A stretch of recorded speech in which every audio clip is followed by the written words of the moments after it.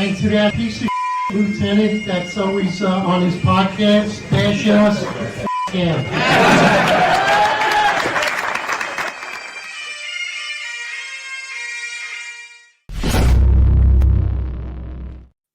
What's up, everybody? Attention to roll call. So hope everybody had a good weekend. Had a couple of tragedies over the weekend. Just wanted to touch on real quick.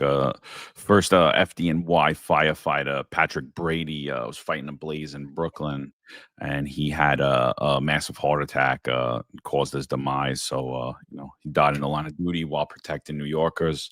So just wanted to honor firefighter Patrick Brady. It's always, being in the NYPD, I know so many FDNY firefighters. I know so many cops that switched over to FDNY, and I just know a lot of firefighters in general. So every time I hear anything about firefighters, like my heart's in my throat. Same as when it's anything involving a police officer. And Patrick, although I wasn't friends with him, I have a lot of friends that worked with him. He said he was a great guy, funny guy.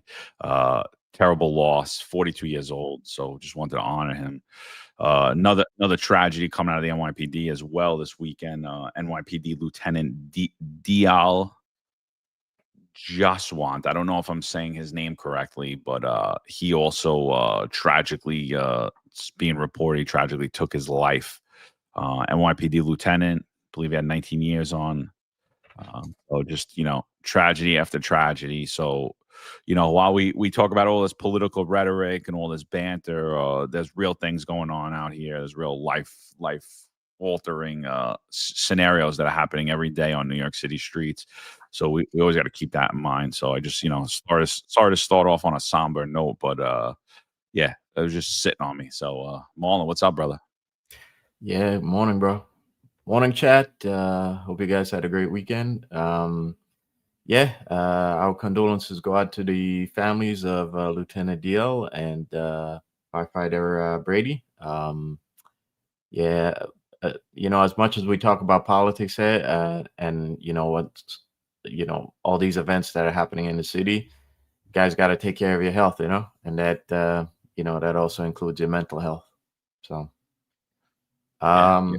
Yeah. That your pension's not worth anything if you don't make it there, whether it's your mental health or your physical health. And I think a lot of us lose sight of that. I lose sight of that often. I'm sure everybody else does. We put money and all this other stuff ahead of our own health, and it's a rude awakening on both of those fronts. So I said prayers for them yesterday.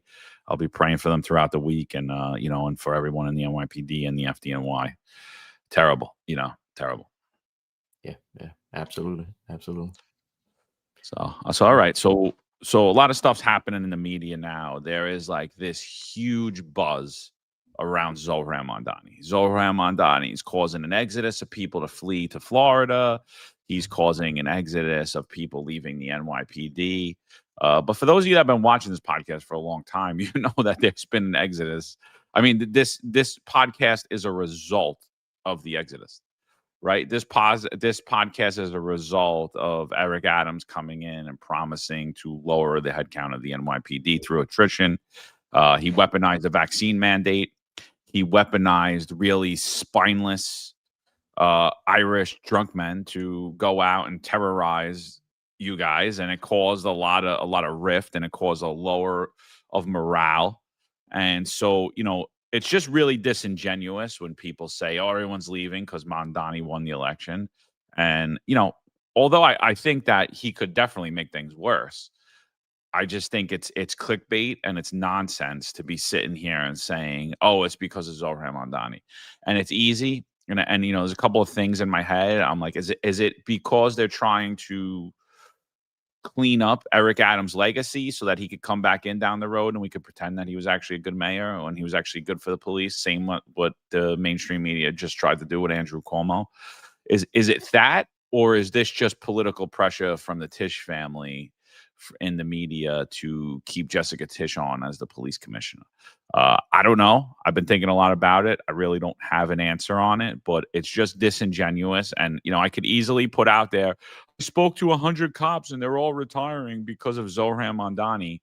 and I'll get 1 million clicks and 2 million likes, and the mainstream media will call me, and I'll go on, and I'll talk about how terrible it is. But it's really just fear mongering. It's baseless. It's nonsense. People that are leaving for their own personal reasons, just like they've always have. And a lot of it has to do with your work-life balance. A lot of it has to do with your quality of life at work and how you're treated at work. And the bottom line is Zohran Mamdani's not the mayor. What do you think about everything that we're seeing right now? Yeah, you brought up a good point that whether it's trying to protect Eric Adams' legacy or if it's just Tish's family trying to keep Tish in the Zohan's administration. I can't say which one it is right now because I think there's so much points pointing to either one. In particular, that Tina Moore article I found like a little odd, like they were trying to put a square, a square peg in a round hole, because the headline kind of didn't jibe with a lot of the points it made in the article. And they brought up a commander from SRG who, they try to make it seem like he was leaving because of Zohan, but there's also a quote in there saying that he just felt it was time to go. But I can't say which one it is, but I could tell you that it's there was articles for months now, and we've been talking about it for months, how guys were leaving, upwards of 300 cops a month. So this is not a new phenomenon, and it's not something that's specific to Zohan. And as much as they like to blame it all on Zohan, it's not. And that's it's again, like everything else we're seeing in the media right now, it's untruths, and it's a lot of conflating different things that all they're trying to do is cover up the problems that are already there. Yeah, and so people are like, oh, what are you protecting Zohran Mamdani for? And I'm like, I'm not protecting Zohran Mamdani. I'm protecting the profession. I'm protecting the fact that you're trying to gloss over all the reasons that there is an exodus and trying to simplify it and blame it on an election. It's much larger than that. I mean, if we're going to blame it on an election, we have to blame it on the two times Bill de Blasio was elected, the one time Eric Adams was elected, the time that Andrew Cuomo was elected, the time that Kathy Hochul was elected. We have to blame it on all the city council elections. Like, it's a lot more in depth than one mayoral election, especially a mayoral election, and the guy's not even the mayor. And the guy hasn't passed one thing in Albany that affects policing. So it really takes this complex problem and it tries to oversimplify it, and it's bullshit. I was, when I first came out online, this is something that I talked about in late 22. I started talking about how there's going to be an exodus of officers. There's already been a large exodus of officers unnaturally due to the vaccine mandate. But on top of that, there's going to be an exodus because of the low morale. So as these large classes of 20 years, 25 is no longer the new 20. People want out. People are heading for the doors. And I said how that coupled with the inability to recruit and retain young cops, it's going to lead us into a death spiral. And here we are. And the union, and it's funny, like listening to Scott Monroe and these articles, because I could show you Scott Monroe quotes for about 4 months. 4 months apart in intervals, and he just changes whatever the New York Post wants him to say, he says. Like it is. It's Zohran Mamdani's fault. Okay, maybe it's the Finest Unfiltered's fault tomorrow. He'll say it was the Finest Unfiltered's fault, and they'll quote him on it. And so it's just so disingenuous, and watching all of the rhetoric around Zohran Mamdani, it really bothers me, because you know what? The problem in policing, and I put this quote out there. I said, cops don't leave because of who's in Gracie Mansion. Cops leave because of who's in One Police Plaza. And so the mayor's directly attached to who's in One Police Plaza, obviously, right?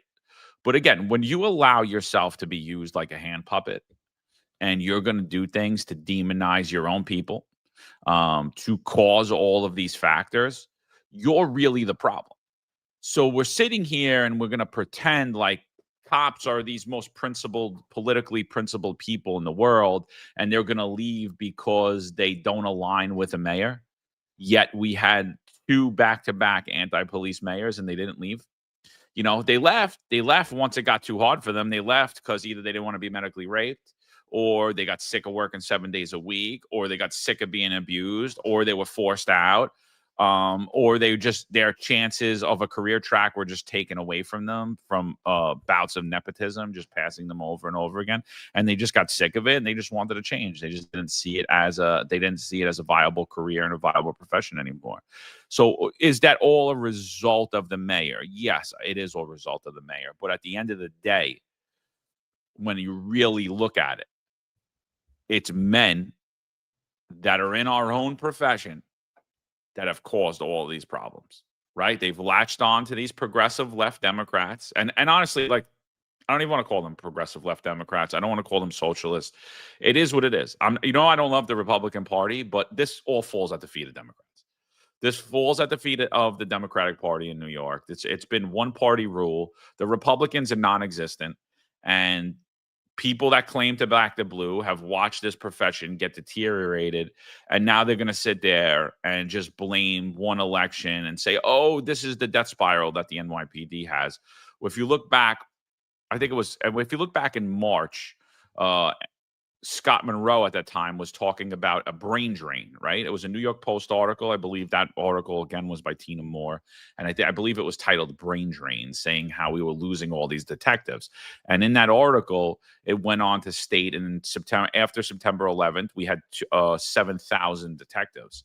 As of now, currently, we have under 4,000 detectives. And Scott Monroe went on to say that as of January this year, we would potentially lose another 1,900 detectives.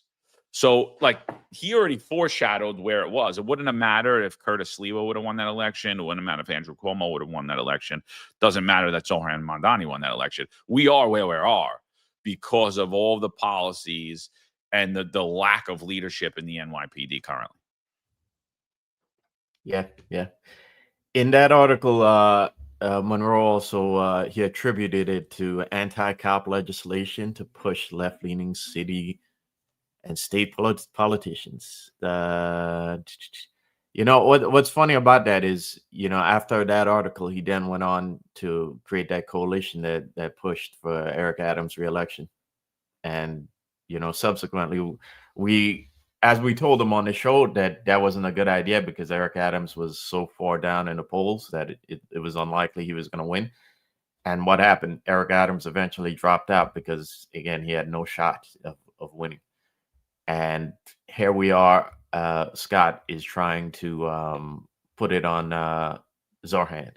In fact, that article I just posted in the chat, guys, you'll see that he explicitly says morale is down because everyone is concerned about the policies Zohran wants to put in place.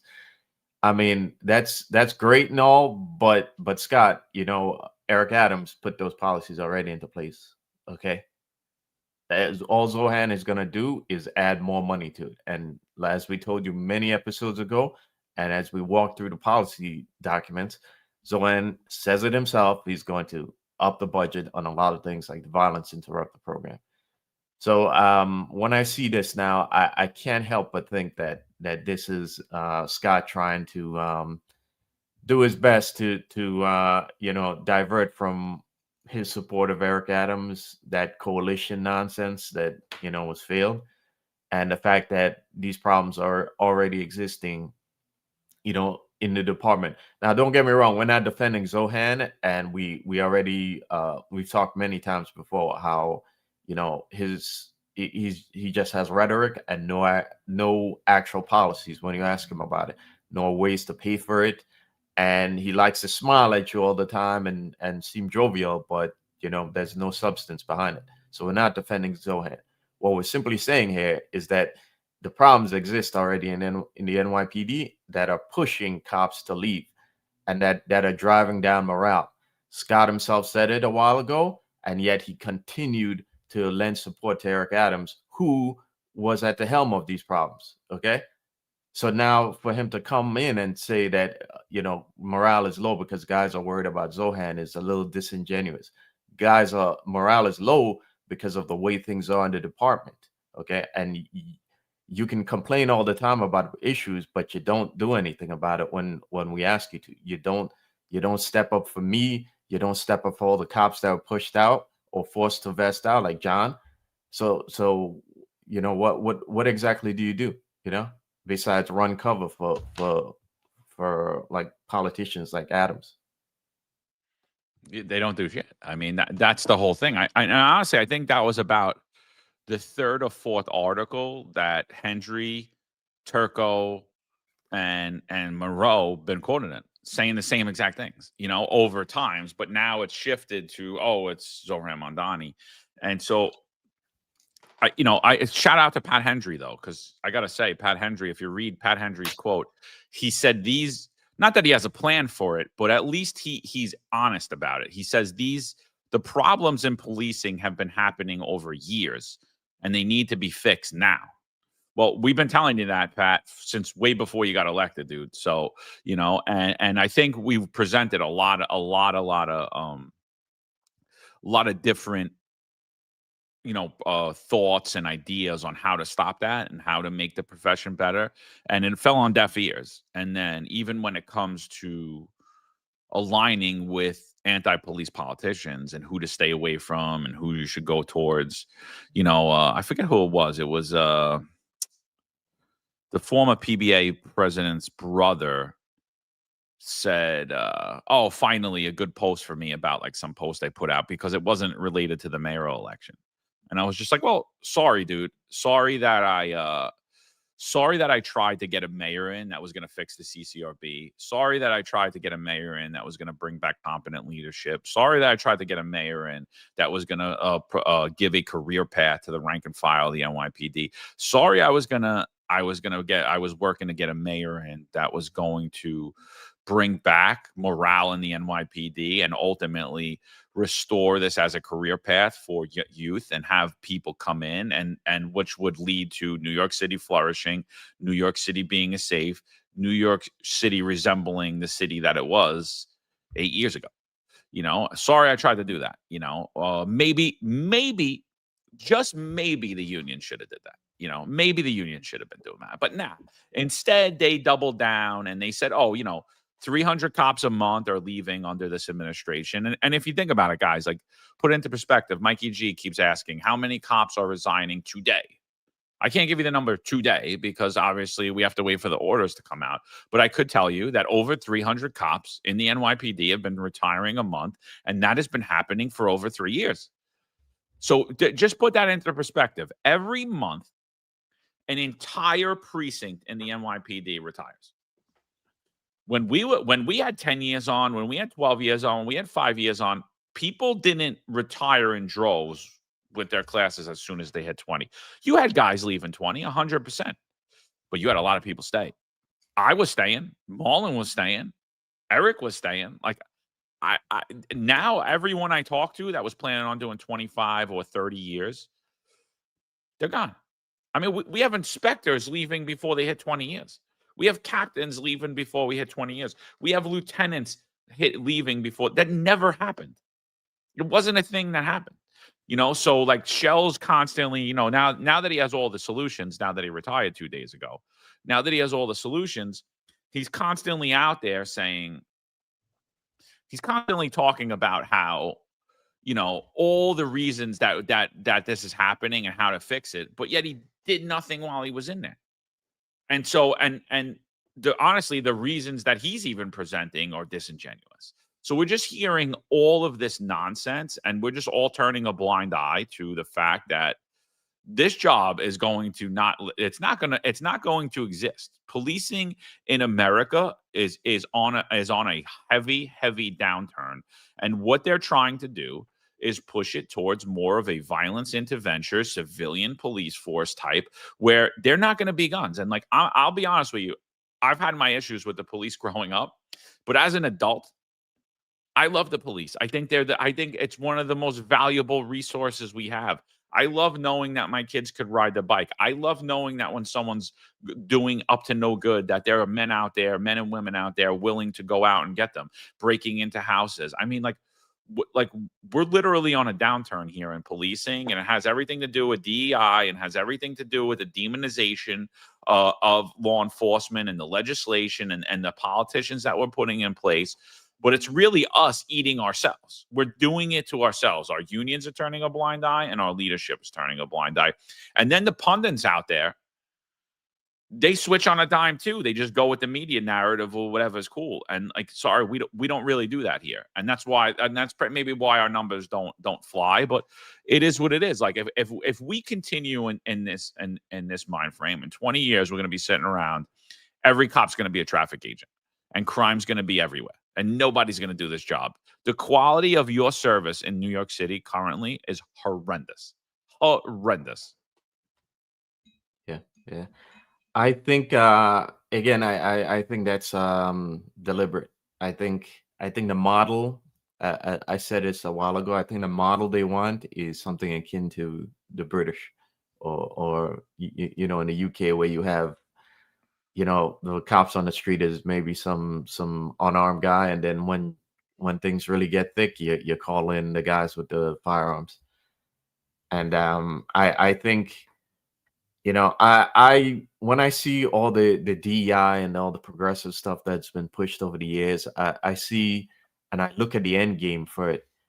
The end game to me seems to be, you know, getting cheaper workers in there. You know, I mean, we talked about how they love pushing in like traffic agents that you know seem to be human. I mean, you're not really. They don't seem to be ready. A lot of them to get on the other side, you know, and you know, do what be a warrior. You know, have that warrior's mentality when they're in a fight in the street, or you know, when things go sideways. And I think all of that is deliberate, and all of this DEI and progressive stuff is really a convenient cover to you know, blanket over what's really like austerity measures. And to that, well, what I'm seeing, I said online that I think there's clearly an agenda here when you look at all the influences that have been parroting the same lines repeatedly and pushing the same talking points about Zohan and the exodus from the NYPD. There's clearly an agenda at play. And when I look at how those influence have seemingly moved in lockstep, they go from one topic to another topic in you know, again in lockstep, as though somebody gave them marching orders. I have to wonder whether this is to push even more cops out the door. Whether if you create enough fear, you'll create some sort of artificial panic maybe, and get even more cops to leave, because like we said before, and as was the point with the scamdemic, they want senior personnel to leave. And if senior personnel leaves, that not only cuts the budget, but it allows them to it gives them a convenient excuse to focus on the things like the Mamdani's community safety department. So this is just my thinking when I keep seeing you know, these influences pushing the same thoughts about that. Yeah, I mean, I could give two shits about the influences. I'll be honest. Like they don't know anything about policing. They don't really understand public safety, and they 100% don't understand the internals of policing and what's happening in the department. To me, what bothers me more is the unions and the leadership. You know, the politically appointed management, and then those that align themselves with the politically appointed management. You know, I think, you know, if we were going to sit there and say that, like, oh, cops are that principled that they would leave over because Zohran Mamdani won an election. I mean, I think we could safely say that 16,000 people would have left the NYPD within 7 days during the vaccine mandate, because 16,000 of you didn't want to do something, didn't want to put something in your body, and you ultimately did it. Why? for personal reasons. Now, I understand that. I'm not knocking you. You have kids to feed. You have bills to pay. Not everybody is financially sound or financially savvy enough to just pick up their career and stop and pretend that, like, that's it. I can't do this. That's it. I don't need this job. No, this is the career you've been working for. So I totally understand that. But what they're telling you now is, oh, no. None of that's true anymore. You're just, someone won an election and all the NYPD cops are running out the door. And it's like, it's not really that accurate. That's not even close to accurate, So let's listen to John Shell. He was the chief of patrol and the chief of department, but the whole entire time he was sitting there and all he wanted to do was be like me. It's weird. So here he is pretending he didn't shave his head yet, but let's see what John Shell's got to say here. Will New York City be safer under a Mayor Mamdani? Let's hear. The term violent crime is even used when people are stealing packages. Violent crime is even used when people are accused of burglary and there happens to be a housing unit in that same dwelling. So violence is an artificial construction. We have to make clear that when the boot of the NYPD is on your neck, it's been laced by the IDF. Socialist Zohran Mamdani, the incoming New York City mayor, a long history of anti-police rhetoric and support for radical Islam. Many in New York now fearing the city will become a safe haven for criminals and jihadists. In our Thin Blue Line segment this week, the potential impact on the nation's largest police force in the wake of Tuesday's election. And here to discuss, no better person to have this conversation with than retired NYPD Chief of Department John Shell. Before we even get into that, so this guy's doing the Thin Blue Line segment, this talking head, whoever he is on Newsmax. I mean, what knowledge does he even have in policing that people are going to be like, oh, this guy's going to tell me what's happening in policing? Now, John Shell, okay, fine. John Shell, a 32-year member of the New York City Police Department, rose to the rank of the highest uniform rank. I get it. But, just think about where you're getting most of your information from. Most of your information is coming from people like that. Now here you go, John Shell, useful idiot, right? You completely useful idiot. I think actually worse than a useful idiot, because I think he knows exactly what he's doing. But 300 cops a month were leaving under his reign at the administration, and now he's going to tell you how to fix all the problems in policing, yet he couldn't fix them while he was in there. So just think about that, people. When you're getting news from the news media, I'm not saying not to listen to the media. I'm saying take it with a grain of salt. Take it as information. Look back. Think about what they're saying. Let's hear what John Shell's got to say. Chief, good to see you. I know it's probably been a pretty emotional week for you, and with what has happened. The NYPD already having a staffing crisis. Outgoing Mayor Eric Adams wants to swell the number of uniformed officers on his way out. Mamdani does not support that.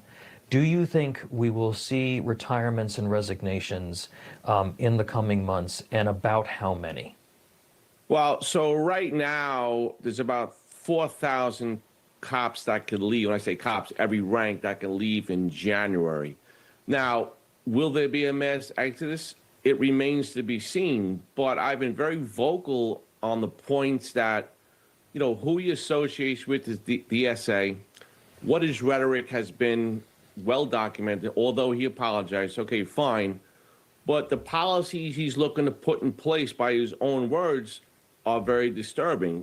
And when you really listen to his rhetoric, he wants to maintain staffing. What he's saying there is he's not going to hire more, in my opinion, he's not going to hire more cops. He's just going to divert some of their jobs to this community action team to do police work. So let's just stop right there, right? So let's just stop right there. So let's go back to Eric Adams. Eric Adams, part of his 2021 campaign he wasn't going to maintain staffing levels in the NYPD. He was going to lower the overall headcount of the NYPD. That is extremely more radical than what Zohran Mamdani wanted. Zohran Mamdani is saying that he wants to maintain it. Now, can he maintain it? No. Hiring 5,000 cops, which Andrew Cuomo said he wanted to do it. Is that a solution? Well, you're going to need to hire 5,000 more cops just to keep up with the attrition. But none of those are anything that we should be doing. But John Shell, hook, line, and sinker, was like this under Eric Adams' Grundle, like rubbing it off of his face, and now pretending like that never happened. I mean, what do you think, Marlon? Like, I mean, if you were so opposed to what Mamdani's saying, where he's saying he wants to maintain staffing levels, how did you, for 3 years, work under a mayor that said that his goal was to lower the overall headcount of the NYPD through attrition? Mm-hmm. Well, he's doing exactly what we said he was going to do. You know, by the way, he's just being propped up now to be a legitimate source on NYPD. And you know, the thing is, I expect nothing different from him, because again, he goes with which direction the you know, the wind from you know, his own self-interest is blowing. So I think in here it's you know, it's time to talk up Mamdani and downplay the bad policies from Eric Adams. So I don't think any of us should be surprised about that. And in fact, you know, we've already said a while ago that don't be surprised if he has his own show soon, and he mysteriously has high ratings, even though most people aren't going to be watching it. Okay. Yeah. And it's because he's been propped up. This is all hilarious to me, because if Mamdani gave him a call tomorrow and asked him to be PC, you know, he would take it. You know, he would take it. So what, you know, and he would do exactly as Mamdani says, and you know, and it would be nothing to him. You know, the problem for me here is that when guys like this were in power, when they were in charge of the department, they should have been the ones to do what they can to steer the ship back on course, but they didn't. So now that they're in the media, and they're, you know, they've been given they've been propped up in the media, he has all the answers now. You know, you left the job in a much worse place, and we talked about it before, that a lot of these khaki pants guys, a lot of them, you can bet the DA's offices are going to be eyeing them. So, you know, what shape have you left the department in now? Huh? No, yeah, it's Samantha says P.O. Brian Johnson was killed in a non-line of duty accident. I didn't see that, Samantha. If you could send that to us. First I'm hearing. So prayers to Brian. Send that to us, please. I believe Brian joins us on the show, so I hope that that's a miscommunication. So if you could send that to us, we'd appreciate it. That's crazy. So I'm always back on the chat. You guys know that. So that's why I keep it rolling on the screen. Yeah. So let us know about that. But yeah. So back to Shell. Like, the other thing, he's been harping on this Department of Community Safety. But if you've been following the show for a while, you remember Eric Adams, what his campaign promise was. His campaign promise was that he was going to stop cops from going to these EDP jobs. He was going to stop cops from policing protests and parades, and he was going to use violence interventions. So, you know, and that's why I was laughing the entire time when people like sitting there and saying, oh my God, Zohran Mamdani is going to be the end of us. I'm like, New York City overwhelmingly voted for his platform already. In 2021, they already voted for this platform that he literally ripped it from Eric Adams. It's the same exact platform, you know, and everyone's like, you're crazy. What about the government-run grocery stores? It's like, we already have them. Oh, you know, and then it's just like, it's like the cognitive dissonance that's happening today in society, because their brain can't work past what they're being told by two morons like these two guys up here. It really annoys the crap out of me. And then they're like, well, He's going to freeze the rent. It's like, okay, Bill de Blasio froze the rent 3 times. Did it end the world? He froze the rent 3 times, Bill de Blasio. Did it end the world? No, it didn't. Is it smart? No, I don't think it's smart. But like he's saying he's going to freeze the rent. Okay. Already happened 3 times. New York still was fine. Fast and free buses. I don't know. It'd be nice if he could do it. He can't do it. What do you think? Maul, what's the chance we're going to get fast and free buses in New York City? Yeah, fast and free. Wow. That's I don't know how that's gonna work out to have both at the same time. But yeah, we talked about this before. Like you can't do it because not only does he not have like, is he not in a position to control the MTA, but we don't have the money for it. And the reason why I brought up a couple turns ago, I brought up the influences is because I've been harping on Jim Walden lately, and it's a lot of it is because like I keep seeing him do things that are like, I'm like I see it, I see what's coming. If I need to see what influences are gonna be doing, I just gotta look at what Jim Walden posts like a couple days ahead, But I see him all of a sudden talking about the budget in the city and about the coming deficits, right? So I find that very interesting, right? In light of all the fear about Mamdani and cops leaving, and now we're talking about buses, because for one, if these influencers cared about that, then you shouldn't have been pushing Cuomo, because Cuomo had not to go back on the election, but Cuomo had no plans either, and his plans were just the same as Mamdani. But the point I'm trying to make here is that why are they now talking about this? Okay, why now?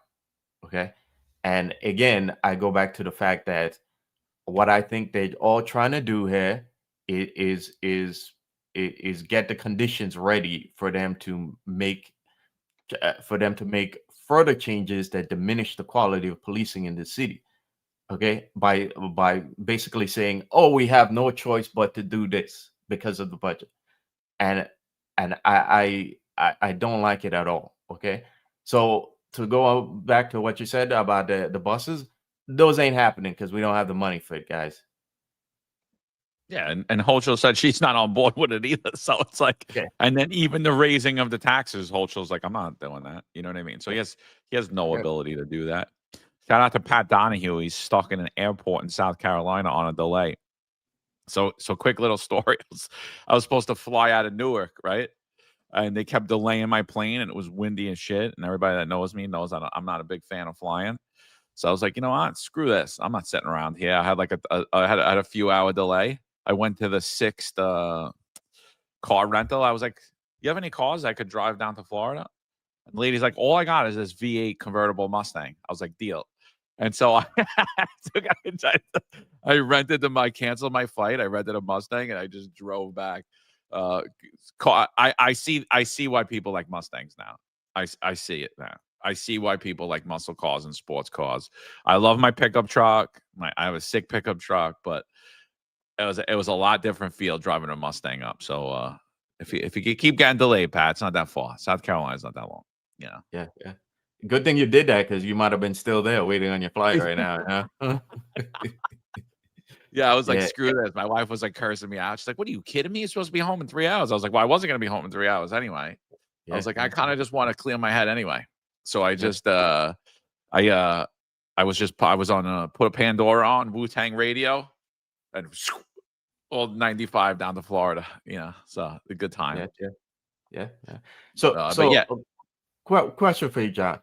Do you think when the topic gets switched to the money, will John Chell actually admit how much wasteful spending they did with the overtime nonsense at 1PP? Will he actually take account of his part in making things worse? No, absolutely not. They're going to use the migrant crisis. They're going to use the however many thousands of protests that they had to deal with. That's always what they use That's what they've been using for why they've been blowing out the budget and the overtime. And it's a lot more than just the overtime. It's a lot more. And I was talking about someone this the other day. I was my last job, I was the integrity control officer in facilities management division. So I oversaw a lot of the projects that were happening. Obviously they had project managers, engineers, all these type of people that actually develop the project, work on the project. But I would kind of like just make sure things made sense. Just an overview, top view, and I would put all that stuff together and bring it to the boss and show them like what we could do, what doesn't make sense, what we shouldn't do, So, but I heard of a lot of projects that should have never got done. Never. Hundreds of thousands of dollars wasted. Hundreds of thousands of dollars of taxpayer. Sometimes millions. When you add it up, for stupid projects, for stupid equipment that made absolutely no sense. A lot of things that should have raised eyebrows if there was actually somebody looking. A lot of things that if the federal investigation actually went through, a lot of people would be getting perp walked out of 1PP. So, as much as I'm like, I'm like, I'm always like, well, I wonder how different it would have been should there never been a mandate. At the same time, I'm like, well, if there wasn't that mandate, I probably would have got done in anyway, because there's no way they would have kept a guy like me around. Integrity and competence have no place in the NYPD, and I've been saying that for a long, long time. The only thing you get, the only thing is loyalty. Loyalty is the only thing that matters in the NYPD. As a matter of fact, they don't want you to have integrity. They don't want you to be honest. They don't want you to be competent. They just want you to do what you're told. And John Shell embodied that perfectly, And then when you look at, when they talk about Mamdani, I saw a post from somebody, one of my ex, and they said that O'Hare and Noonan have done more to chase cops out than Zohran Mamdani ever could, And I was like, you know what? Sounds about right. What are your thoughts on that? Like, forget even Adams, the moron that he is. Forget even the mandate. Like, what about guys like O'Hare and Noonan and Shell and Kaz running around terrorizing people that are just trying to do their job? Like, how does that affect people more than a Democratic Socialist mayor and a Democratic Socialist controlled city council and Senate and Assembly? I think so. What do you think? Yeah, absolutely. And I think it goes back to like the unions and them not doing their job, because we said how many times that if the unions actually had a backbone and actually stood up for membership and said, no, we're not, that this is the fine line, or and we're not going to allow you to cross it, use their pulpit to push back against the job and tell their membership we're going to hold the line on certain things like they should have done during the scandemic. If they had done that, they act as the counterbalance to that nonsense. And the problem is the unions do not do their job. And again, this article we're seeing with Scott Monroe, you're seeing him complain about the problem, right? But not actually do his job when it comes to protecting his membership. And again, maybe a year or two ago, I remember seeing we were talking about Pat Lynch back then, and how like at every funeral of an MOS, he used to repeat the same lines over and over and over again. And what we'd see throughout the years is not much has changed, And like I said, you could have recorded his conversation at one funeral and then just played the recorder at the next funeral. And that's part of the problem. It's because these guys just repeat the same lines and the same talking points over and over again. And they hope like we've forgotten that, hey guy, you were the president last year and the year before that. What have you done? And what have you done? What have you done to hold up your part of the bargain? And they're just not doing it. And that's one of the major issues with the job right now.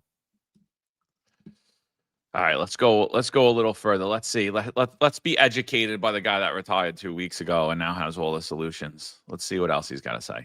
not going to work and people are going to leave. We'll see the numbers in January. If we, you have 4,000 that are eligible for retirement, you have other people that have the ability to get recruited away and resign, and you can't recruit because of Mamdani, how will that compromise? You can't recruit because of Mamdani. You can't recruit because of Eric Adams. You couldn't recruit because of Bill de Blasio. You couldn't recruit because of John Shell.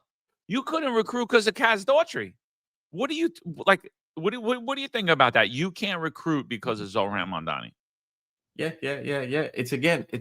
They hope you forgot 2 weeks ago that he was on the job. You know, it's what did we have a different who was in charge 2 weeks ago? You were, guy.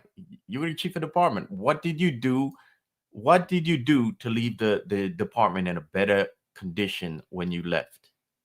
Nothing. So now it's all Mamdani's fault about when you were there 2 weeks ago. So Hardcore says forced OT and RDO is non-existent under this administration, but it's Mamdani's fault. LOL. Yeah. And then Hoodmeyer says Zohran's about to find out what Adams went through. Dinkins, Rudy, and Koch were on their own person, no handler. That was the ball hogging their movements. So I personally think Eric Adams got a cakewalk.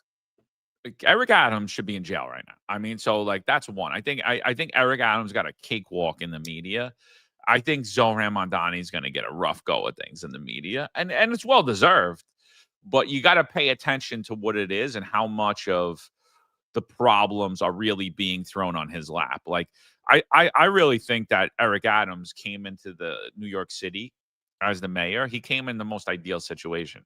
He had the most opportune thing he could do. Just redo everything Bill de Blasio did, and you're going to be a superstar. You're going to be the president of the United States, because New York City is a hard city to kill. Bill de Blasio tried it, and all he had to do was open the city up. Open the city up, stop the mandates, be like, all right, it's over, come back to work. There'd be no lawsuits for the mandate. We would have dropped all lawsuits. We would all be back working, and we'd all be singing Eric Adams' praises, even when he messed up, right?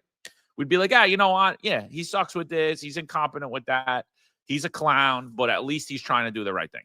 You know, he made some mistakes, but whatever. Overall, he cares about people. He cares about the health and the well-being of the city, right? So, and that didn't happen, and the media covered for him for over a year while he played baby Mussolini, and so, and then the corruption, forget about it. Half the stuff that we talked about on here never got reported in the mainstream.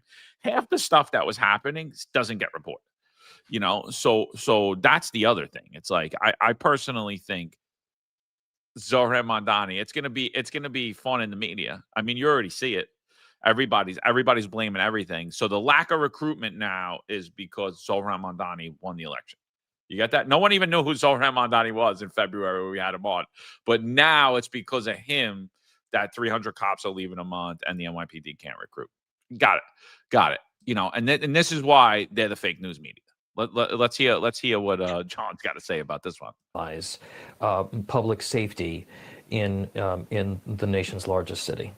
Well, it's going to, and as you see, if you look on social media the last couple of days, other agencies, Houston, Florida, they're trying to recruit our cops to a better place to work, and it will affect recruiting.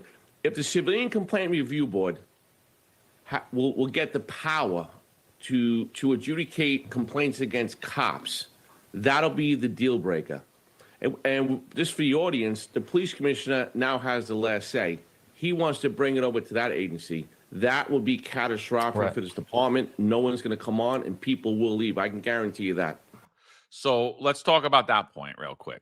So I got to take his face down while we talk about that. First off, I think John Shell would be better hosting the show than that. So that's one. I don't know who that dude is, but it hurts my ears to listen to him. But let's talk about that, right? Zohran Mamdani wants to give the CCRB final disciplinary authority, meaning that takes the police commissioner out. Right. So as it sits now, CCRB investigators investigate you when there's a complaint lodged. CCRB affirms that investigation, whether they substantiate it or they unfound it or whatever, or they make it unsubstantiated, whatever they do with that. It goes to the CCRB board. At the end of the day, they recommend discipline to the police commissioner. The police commissioner then has final say. The police commissioner, as it sits right now, over 99% of the time, agrees with everything the CCRB says.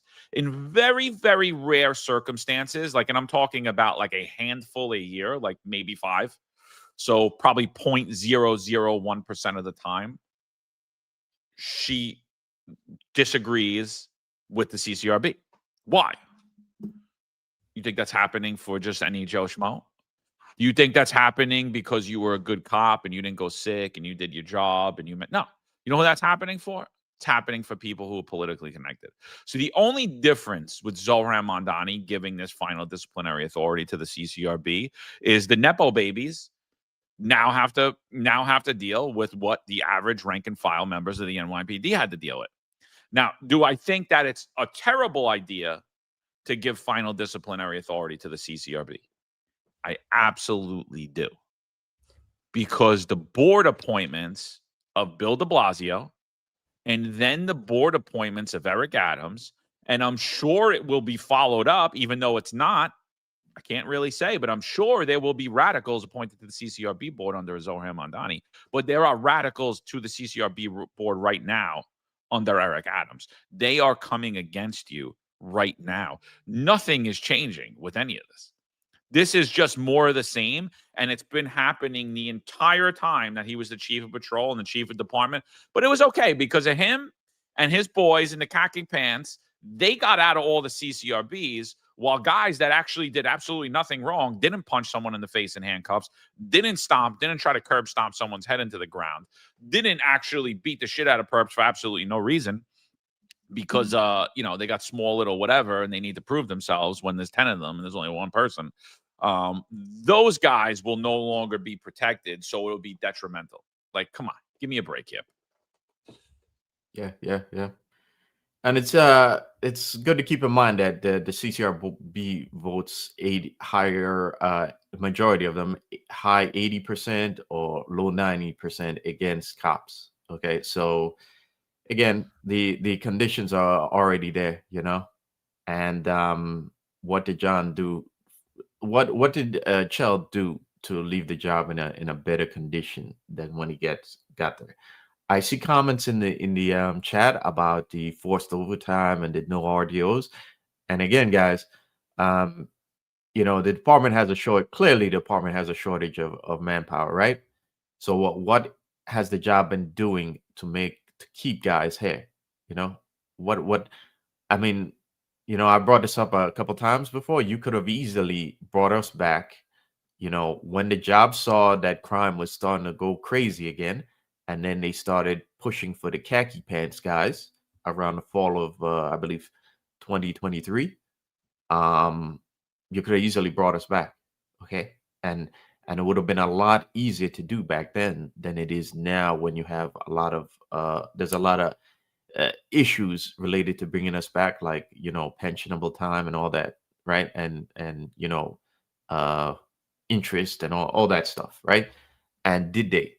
No, they didn't. But if they had done so, it would have been a lot better for you guys. But this is an example of the simple things they could have done to alleviate a lot of the problems you guys have. When it comes to CCRB, now did the department raise any concerns against CCRB under Eric Adams? Okay, I mean, John already pointed out that Tish and the PC in general, how much they vote, they go along with the CCRB's verdicts, and it's like when they had the opportunity to push back against them, did they really? No. So the problem again is that here we have a guy who could have done his part to help you guys out when he had the chance, and he does. Now that he doesn't have the chance, he can talk about it all day as though he wasn't in charge of it 2 weeks ago, and it's disingenuous. No, it's totally disingenuous. I mean, I've played the clips from city council where like the police department's like, we always agree with the CCRB. We always do what they say. It's like, oh, it was just that one time. And like, yeah, why was it that one time? Why Yeah. don't we talk about that? Why was it that one time? Why specifically here but not there? Yeah. And so like that's the thing. Like I'm like, do I think the CCRB could get worse under Zohran Mamdani? Absolutely. Absolutely. What I've come to learn in the last, they could always be worse, right? But is it good now? Is it sustainable now? No, it's not sustainable now. So where are you headed? You're headed down the same path that you've been headed down. Like I said, 3-card Mamdani, right? Doesn't matter. Doesn't matter who you get. You get Mamdani. You're getting, because ultimately Mamdani's a Democrat and the New York City stays like this. The police department stays like this. Now, the point about the overtime, you're getting high amounts of overtime, right? You're getting high amounts of and this is why I say like it's a personal reason for cops. It has nothing to do with who the mayor is or who's in city council or what stupid cockamamie policies that the department adheres to or they pass. Because I mean, I could go down the line. I could talk for about the next 4 hours about policies that cops all should have left over, and they didn't. Why? Because personal issues, right? Everything's personal. So let's talk about the overtime. Forced overtime because of sheer incompetence up at the top. Right? Sheer incompetence causes a massive wave of overtime. So now you're 18, 19, 20 years. You get 60, 70 hours a month. And then all of a sudden, boom, the overtime gets cut. That's going to cause an exodus of cops. We've had that happen. We've spoke about that on that show, that this happened about a year and a half ago where they cut the overtime and boom. They had like, I forget how many people it was. I think it was like 1,000 people. It wasn't even a class. They just decided, well, I'm not doing this anymore. And they retired, right? Because sometimes they want to lower the head count. So that's what they do. They cut the overtime. 3 months later, they bring it back, right? That's exactly what happened. They cut the overtime. Guys threw their papers in. They're like, I'm saving what I got because overtime in the NYPD affects your final numbers when you retire. However, on the same note, massive amounts of overtime, 60, 70 hours a month, no overtime, and you're starting off in this career, you got a year or two on.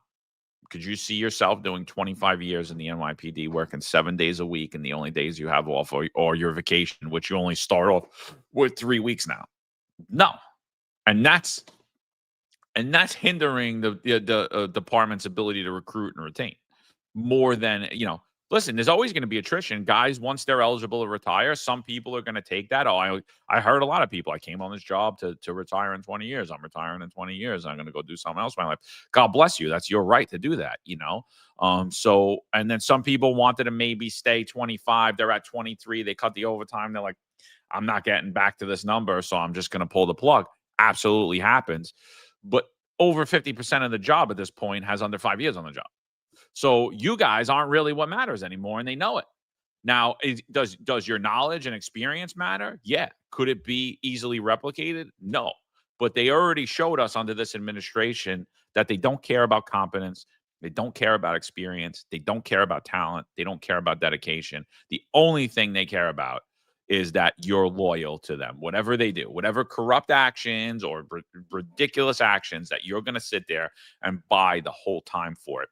So overtime is a major factor in two things. High overtime leads to young officers leaving, and high overtime leads to experienced officers leaving. And what has Eric Adams given you? Both. So the guys like completely, the people he put in place, honestly, they couldn't manage the most simple. I'm not knocking anybody that supports their family with a hot dog stand, but I'm just saying, like, if you look at it from a simplistic thing, you got to buy the hot dogs and the buns, you cook it in your stand, and you sell it. They wouldn't be able to manage it. They don't have the skills and the competence and the know-how. And we're going to get into that, specifically Chief John Schell, how competent he is, that he was appointed to run the New York City Police Department. We're going to explore his competence levels in a little bit. But what do you think about what I'm saying, though, Marlon? Am I accurate? Do you believe that I'm accurate when I'm saying that the high amount of overtime is causing both young officers and old officers to leave? Yeah, absolutely. And I mean, you pointed out, in the case of the young officers, a lot of them don't have much rest time or many days off. And I mean, not everyone could do that, you know. Not everyone. When I was a young cop, that was me, you know. But not everyone is in a situation where, in my case, I was doing it because I wanted to get my house. Not everyone's in that situation. A lot of them have, you know, are young on the job and have young families, and you know, you're giving guys no time off here. You know, this is why, again, it's been talked about a couple times by some of the cops that came on here, that their family, you see the problems with family lives in a lot of cops. But in the case of older cops now, when you have the draconian disciplinary process, you have the anti-policing laws that have been put into place, and now guys have gotten a lot of overtime, and they're past the 20-year mark, or they hit 20, and they look around them and they think, well, I'm not happy here, and my overtime is getting cut, so why should I stay? Why not leave? But I can guarantee you that if guys were happy to be on this job, okay, they would stay for much longer, even if their pension would be a little bit smaller. Because the fact is that, like, when you retire, you retire in 20 years, you're in your 40s, you're going to have to find another job here, okay? Let's face it, you're going to have to get another job. And in a lot of ways, a lot of guys aren't going to immediately leave this job and then go work for some security firm in Wall Street for another 6 figures, you know? And a lot of guys, that's not going to happen. And in a lot of ways, sometimes if you have a young family, you have a routine in place, but you'll be getting less if you stay on the job. A lot of guys are going to take that option because they're in a comfortable place, and they have a routine already, and they have a young family. So why wouldn't they stay? But the problem again is that when you couple all these factors with the unhappiness they feel on the job, they're going to leave. And that is a problem. It's a major problem. Yeah, I just think, you know, like, again, it just there's just so many things that have happened that you would believe would trigger a mass exodus of cops, and it's a lot more complicated than one thing. Like the passage of the diaphragm law or the chokehold bill. If you look at that rationally, you'd be like, who in their right mind would go out and do this job? But yet every day, cops are running out there wrestling with people, violating the diaphragm law without even thinking about it. You know, when you think about ending of qualified immunity in the NYPD, New York City Council did that. You would think that who in their right mind would continue to go out there and do policing? But yet right now you have cops running around chasing people, running around the streets, fighting with people. So, I mean, it's a lot more nuanced than just one issue or one person. There's all of these factors combined, but even with all of these factors and all of this pressure on the NYPD, it ultimately always comes down to a personal decision for you. You know, I was in the city this weekend, and I'm sorry, not this weekend, the last weekend into the week, and I spoke to a lot of cops that aren't leaving. They're like, I don't care. You know, I don't care who the mayor is. I don't like this mayor. I didn't like the last mayor. You know, I spoke to a lot of cops. I have and I spoke to people of all ranks. I spoke to cops. I spoke to detectives. I spoke to sergeants. I spoke to people as high as inspectors that said, I'm not leaving. I'm not ready to leave yet. I'm going to leave when I'm good and ready. And so, like, that's what, you know, they literally try to dumb it down, you know. And then so for like guys that leave to go to other departments, traditionally it's a younger cop. You know, it's a younger cop. I'm seeing all these like Florida cops and Texas cops like talking shit about NYPD guys. Don't come down here with your attitude, blah, blah, blah. And I think that's just policing as a whole, right? I think most cops have type A personalities, have big egos, run their mouths, some a lot more than others, some undeservingly, some actually could and don't, you know what I mean? and you know, I ultimately think, again, that's a hard jump, man. It's a hard jump when you're young to go work. Are you there, John? Oh, did John freeze? Oh, that was weird. Yeah, that was weird. We back? Yeah. We're there. We're back? All right. The drones Hey, didn't knock us out. Sorry about that, people. How hey long guys was in I the out chat, for? like a couple seconds. Hey guys in the chat, if we're still live, just let us know. Yeah, they're saying Yeah. you froze. Okay. All right. Yeah, I don't know where I froze, but I was saying about like guys leaving for other departments, right? It's a hard jump. It's something that should be done younger, but even in your younger years, look, everyone bitches about the pay in the NYPD. Everybody bitches about the quality of life in the NYPD. But one thing's true. It's great to be retired from the NYPD because your pension goes a long way, both in New York State and in other states, right? When you take your pension in other places, look, I vested with 18 years on. I vested out with 18 years on. I make more than supervisors make where I live. You know what I mean? Like, I don't even tell them what I make. And I'm like, when they talk to me, like, oh, like, yeah, it sucks, blah, blah, blah. And then I'm like, this guy's going to work every day. He's not making what he's not bringing in when I'm bringing it. You know what I mean? Like, and so, this guy works for a living. I'm a chauffeur for my daughters and I talk smack on a podcast, and so like, I don't even talk about what I make. And so plus our healthcare, all that. I mean, leaving the NYPD is very hard. There's no agency in the country that has our benefits. People are talking about ICE in here. They would love to have an NYPD pension. They would love to have the benefits that NYPD guys got. So it's not easy. And then when you're older, like, are you really going to leave at 18, 15? I know some guys did it. People did what they had to do during the mandate, but that wasn't an organic. That was literally forcing people's hands. That was literally saying, you're going to deny your faith. You're going to deny your conscience. You're going to deny what God is whispering in your ear, and you're going to do what we tell you. And that was totally different than an actual your own personal decision. That was not that. That was an ultimatum that people were given. So people did what they had to do during that time. If there wasn't a mandate, more than likely those people never leave. More than likely, we're still working, Marlon. I'm going to be breaking your balls on a detail because you drink a coffee on the post.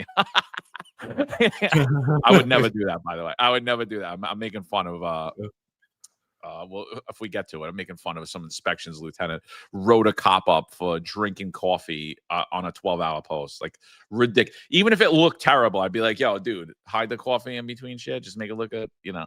If it looked terrible, that's about it. I'm not documenting that. But that's O'Hare's people. That's what they got to do. They got to justify their existence and why they have the money and why they're making overtime. Bothering people that work for a living.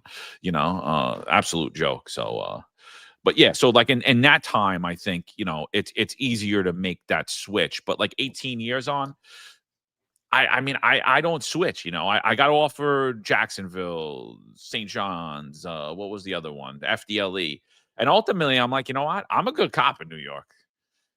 If I start anywhere else, my experience level is in the toilet. I'm in a part of Florida that I don't really know. I don't know the communities. I don't know the people. I don't know the roads. I don't know anything about it. I'm basically playing ball in a totally different arena with a totally new set of rules. It's like, yeah, you might be good in basketball, but you might be good in American basketball, but you might not be good when they change the size of the ball and you go over the Euro League and they have different rules and all that stuff. And that's basically what that is. Does that mean that you can't become a good cop? No, of course you could. But are you willing to be a rookie all over again? Are you going to be that 21-year-old bright-eyed kid when you were a supervisor in the NYPD for over a decade and you've seen a lot of shit, you know a lot of shit, and you really don't have a lot of confidence in other men? You're not. And so, like, I ultimately, like, for me, that was a personal decision for me. I was like, I love being on the job. I would love to go. It looks cool as shit. I still want to do it. I still see them doing shit. And I'm like, oh, man, maybe I want to do it. But I'm like, I'm not that 21-year-old kid anymore. I'm not going to be a good cop. I'm not going to be a good rookie. And I need to be a good rookie in order to learn and keep myself safe and keep my team safe and be a team member, because I don't know this field. I don't know the laws. I spoke to a narcotics detective. He was actually a narcotics sergeant, in Jacksonville. And how he was telling me they were doing reps, I was like, yeah, they would lock me up for that. I don't even know what you're talking about. I don't even know what you're talking about. Like basically what they were telling me is they would go to like a DOA of a guy that overdosed, and they just get on the phone and they'd order up like some more to the drug dealer. They would go through the guy. I was like, you didn't get a search warrant? No, we didn't get a search warrant. We just go right through his phone. He comes, we rip him. I'm like, what? I'm like, you could do that? Yeah. They're like, yeah, we do that. He's like, that's what I do. That's what we do every day. I was like, oh. I was like, sounds easy as shit, but like in my head, like I'm stuck in NYPD. Oh, we got to go get a search warrant. We got to do this. We need that, and totally different playing field. Yeah. What that inspection sergeant worked for O'Hare as well? Pretty sure. Oh, yeah. Pretty Very sure. I think she had like a whopping 5 arrests too, like something like. Yeah. That's interesting considering the last sergeant with the Penn Station bathroom, it was another O'Hare guy. Yeah. So while O'Hare is really his people are breaking people's balls, meanwhile they what's happening is going on behind the scenes. I'm seeing something in the chat. The guy who keeps saying hey there, slow it down, guy. Slow it down. If you keep spamming the chat, you're gonna be on timeout. So I had no intention of leaving on 20 myself, even with the conditions there. Again, it's most cops want to at least max out their pension before they leave.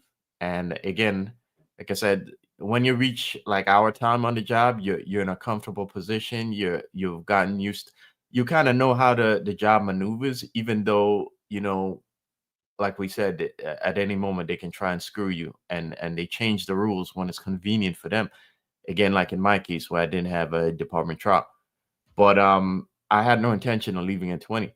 I wanted to max out my pension and then give me more room to do something that I want to do after the job that I may not necessarily have to depend on, like something that I don't necessarily have to have gets paid 6 figures for.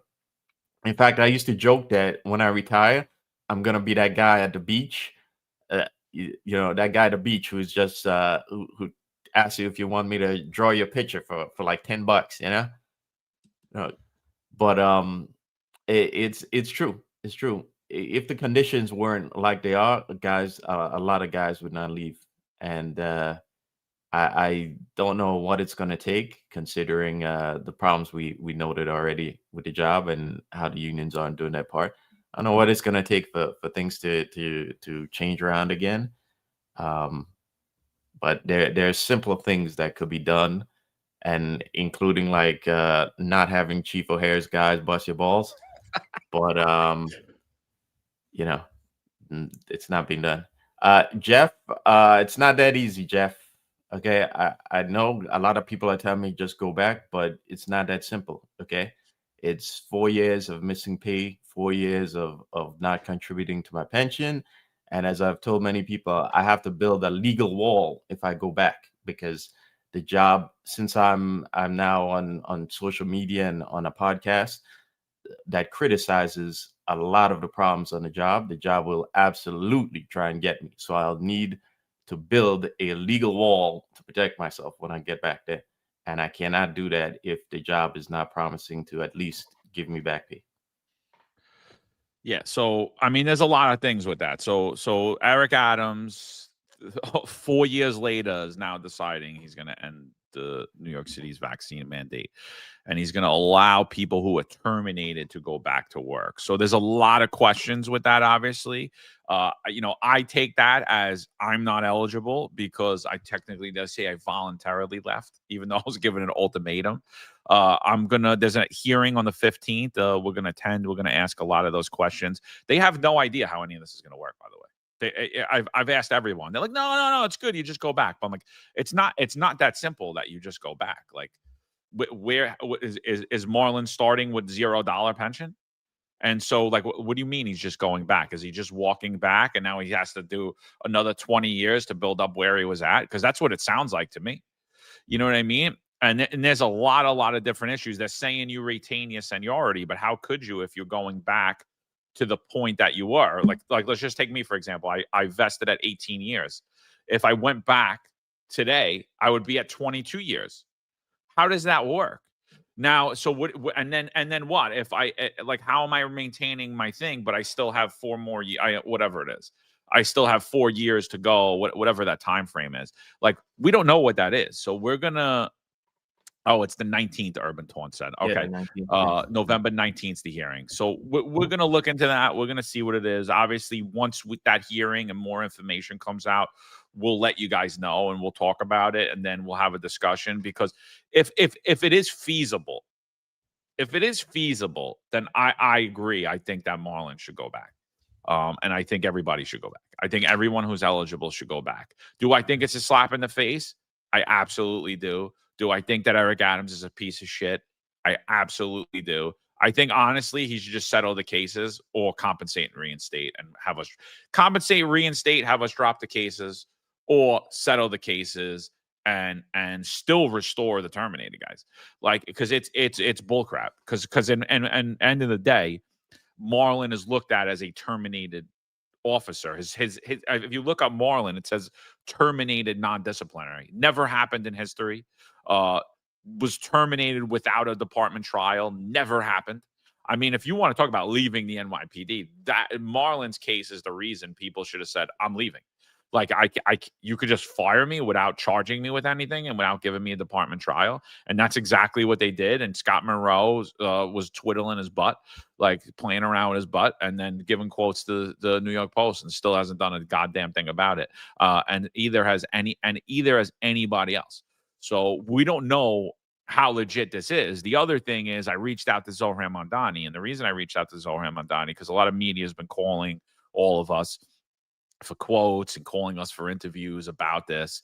And I'm like, my question to them, I really didn't have anything to say to them. My question to them was, well, is Zohran Mamdani, was he on board with this? Because he was on the podcast. He said that he wasn't on board with it. So was he consulted with this? And likely, more than likely, this reinstatement does not happen under Eric Adams. It happens under Zohran Mamdani. Can he put a squash on it? Will he put a squash on it? What's his feelings about that? And so he hasn't reached back out.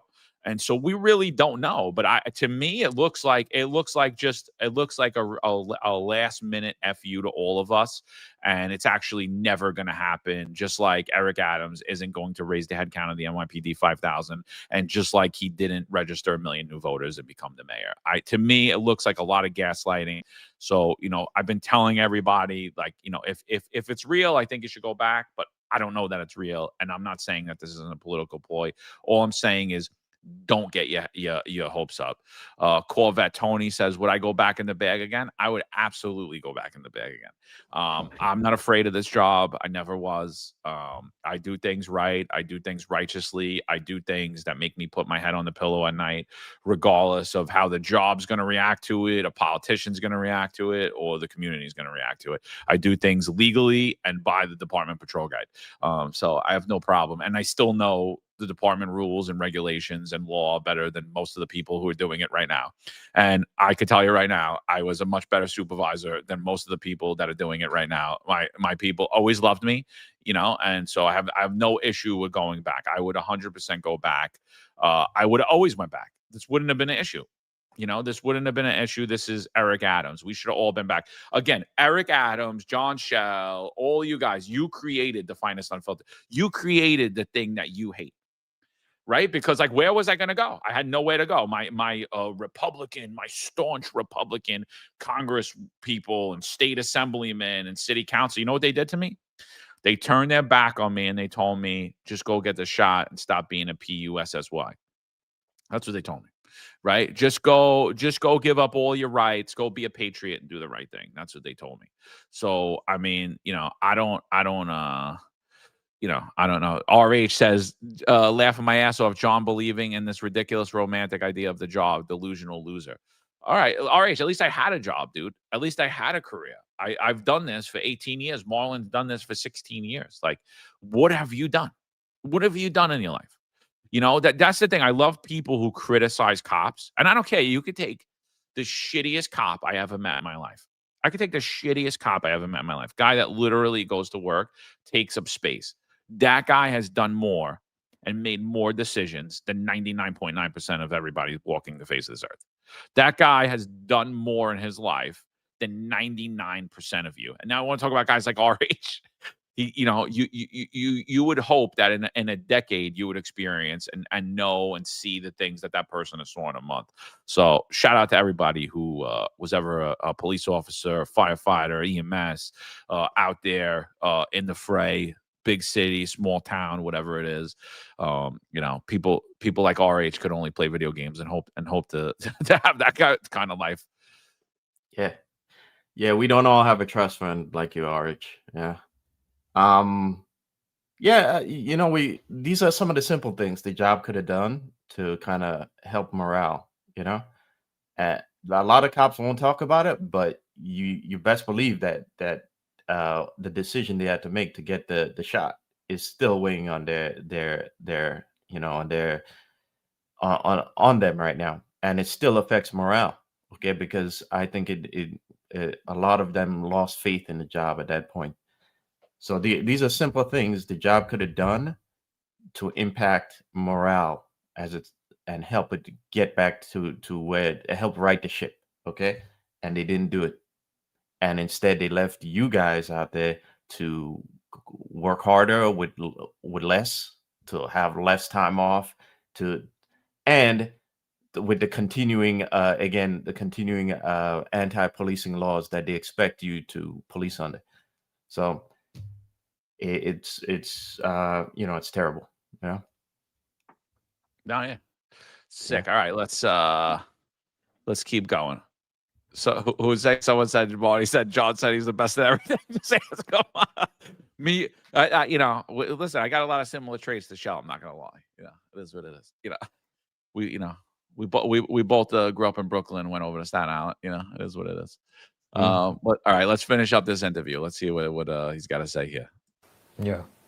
Mamdani has also proposed, you alluded to it earlier, spending $1 billion to create a Department of Community Safety, giving civilians and social workers some of the responsibilities currently held by the police department. Part of the plan relies on mental health workers responding before the NYPD to certain situations like homeless people on the subways or mentally disturbed folks or maybe even domestic violence. This sounds, Chief, incredibly dangerous to me. Your reaction? It's very dangerous. And quite frankly, the public does know we already do this with our clinicians, with our Department of Health, Homeless Services, with transit cops. We do this already. But to your point, what you're getting at is they can't go down there alone. People with mental stress, it changes quickly. It's very dangerous. Yeah. It's never going to happen. And just imagine if it did happen and something happened to a mental health worker. This is not going to happen. All right, real quick for me. Next year, Chief, is going to be the... All right, so I think he's got one more. There's two more points here. There's this, right? Mm-hmm. So there's this. Do you agree though? Right? Like, so like I already said, this was Eric Adams' idea. He just packaged it with this Department of Community Safety, Mamdani. So this isn't anything new. We currently do this. I don't believe that you're going to see this happening either. I totally agree with Shell here. I think this is a fairy tale. What do you think, Marlon? Do you think that we're going to see a Department of Community Safety in Mamdani's first 4 years? And do you think they are going to be responding to EDPs without police officers there? Not the full measure, but we're going to see. I think that the Community Safety Department is the overall end game, but it's going to take a long time to work there. And he's just like Eric Adams. He's going to do things. He's going to make measures. He's going to put measures into place that are down the road to that. But I think that doesn't happen in this administration. Yeah, I mean, I agree with you. I think that there's going to be pilot programs put out. I think because again, this is a huge task, right? This is a huge undertaking, and we were speaking about it a few podcasts ago about how Mamdani's plan to have 911 operators dictate whether a police response is necessary. I think Eric Adams had all these bright ideas. Remember when he first came in, he said that there was only going to be one transit officer. He didn't need a lot of cops because he was just going to have one cop. They weren't deploying resources, right? And then everyone was like pushing back against it. It's like, no, well, transit cops work in teams because it's very dangerous. Cops have almost got Mhm. killed. And he's like, no, you guys just don't know how to deploy people. Less people at protests, less people at parades, only one man solo posts. And cop almost gets killed the next day. And I think that's kind of what you're going to see here. I think Mamdani's going to push this regular, and unfortunately, someone's going to get seriously hurt or lose their life over it, and then it'll go back and forth. But obviously, I agree that this is the direction that the country is headed in.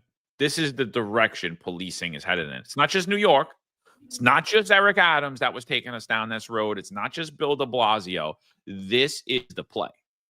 Democrats know it. Republicans know it. This is the play. This is what they're doing. They're heading down this road. Do I think it's going to be in the first 4 years? I don't, but I think they're going to pilot things. And there's a slow erosion happening in policing, and it will continue. And in my opinion, it will further under Zohran Mamdani.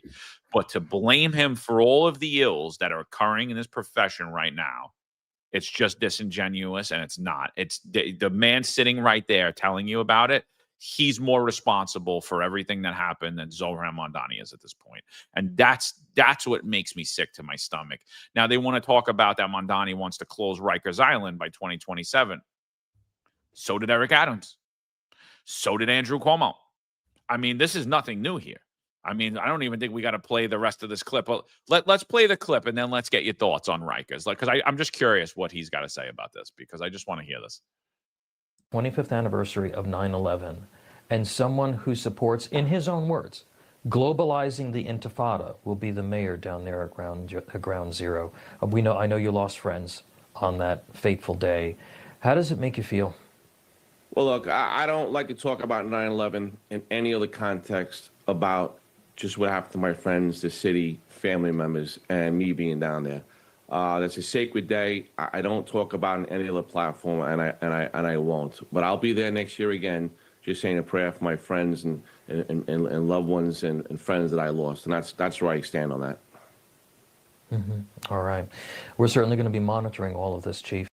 All right, well, that was probably the most stand-up thing I've ever seen him do. Absolutely, John. I was just thinking that too. I was like, good on you, Chell, for avoiding the media's constant 9/11 fear mongering and wanted to pigeonhole every talk into a discussion about 9/11. Good on him for standing up for that. That was really good. What was I going to say? Yeah, somebody said in the chat, I think it was Easy Money, said that it all spiraled post Derek Chauvin. People became insanely terrified of all cops. And to that, I'm going to say that this was Chauvin and Garner and the reaction to it, and the politicians and the media all using that, were all part of the same agenda. And that the agenda is to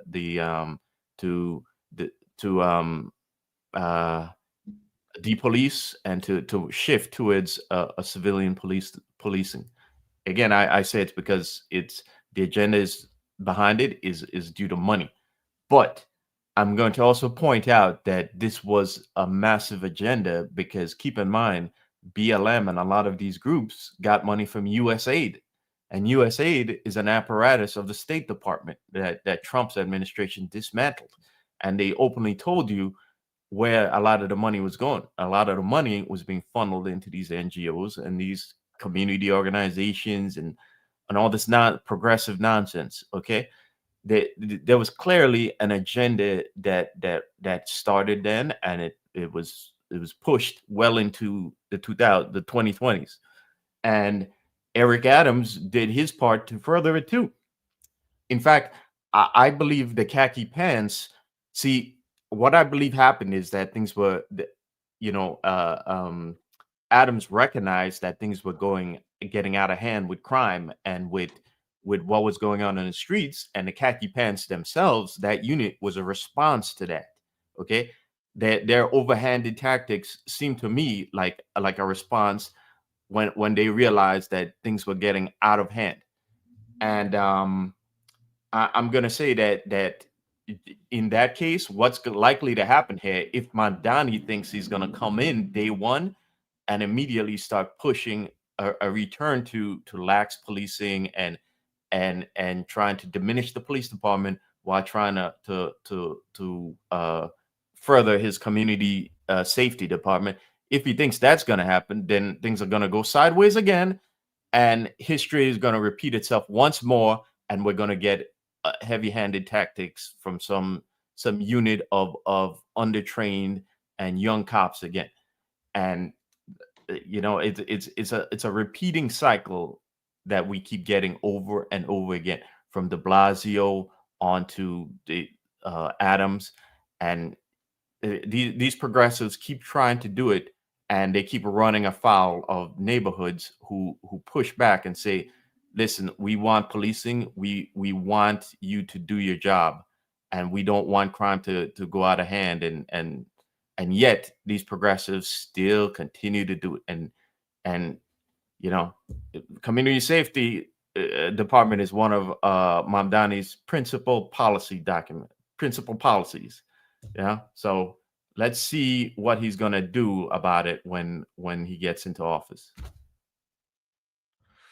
Yeah, I agree. Let's see what I think they ask him here about why 350 cops are retiring in a month.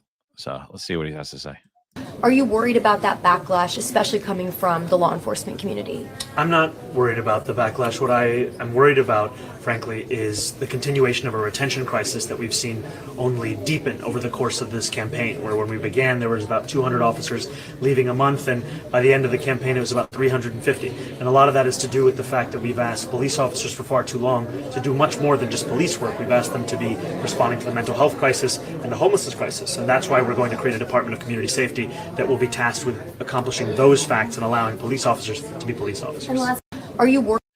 So that's what he's got to say there. I mean, it's, again, he's a politician, he's but here's the other thing, like, as crazy as these proposals are, I think as crazy as like letting them dictate, letting like 911 operators dictate whether or not this scenario is violent and deserves a police response.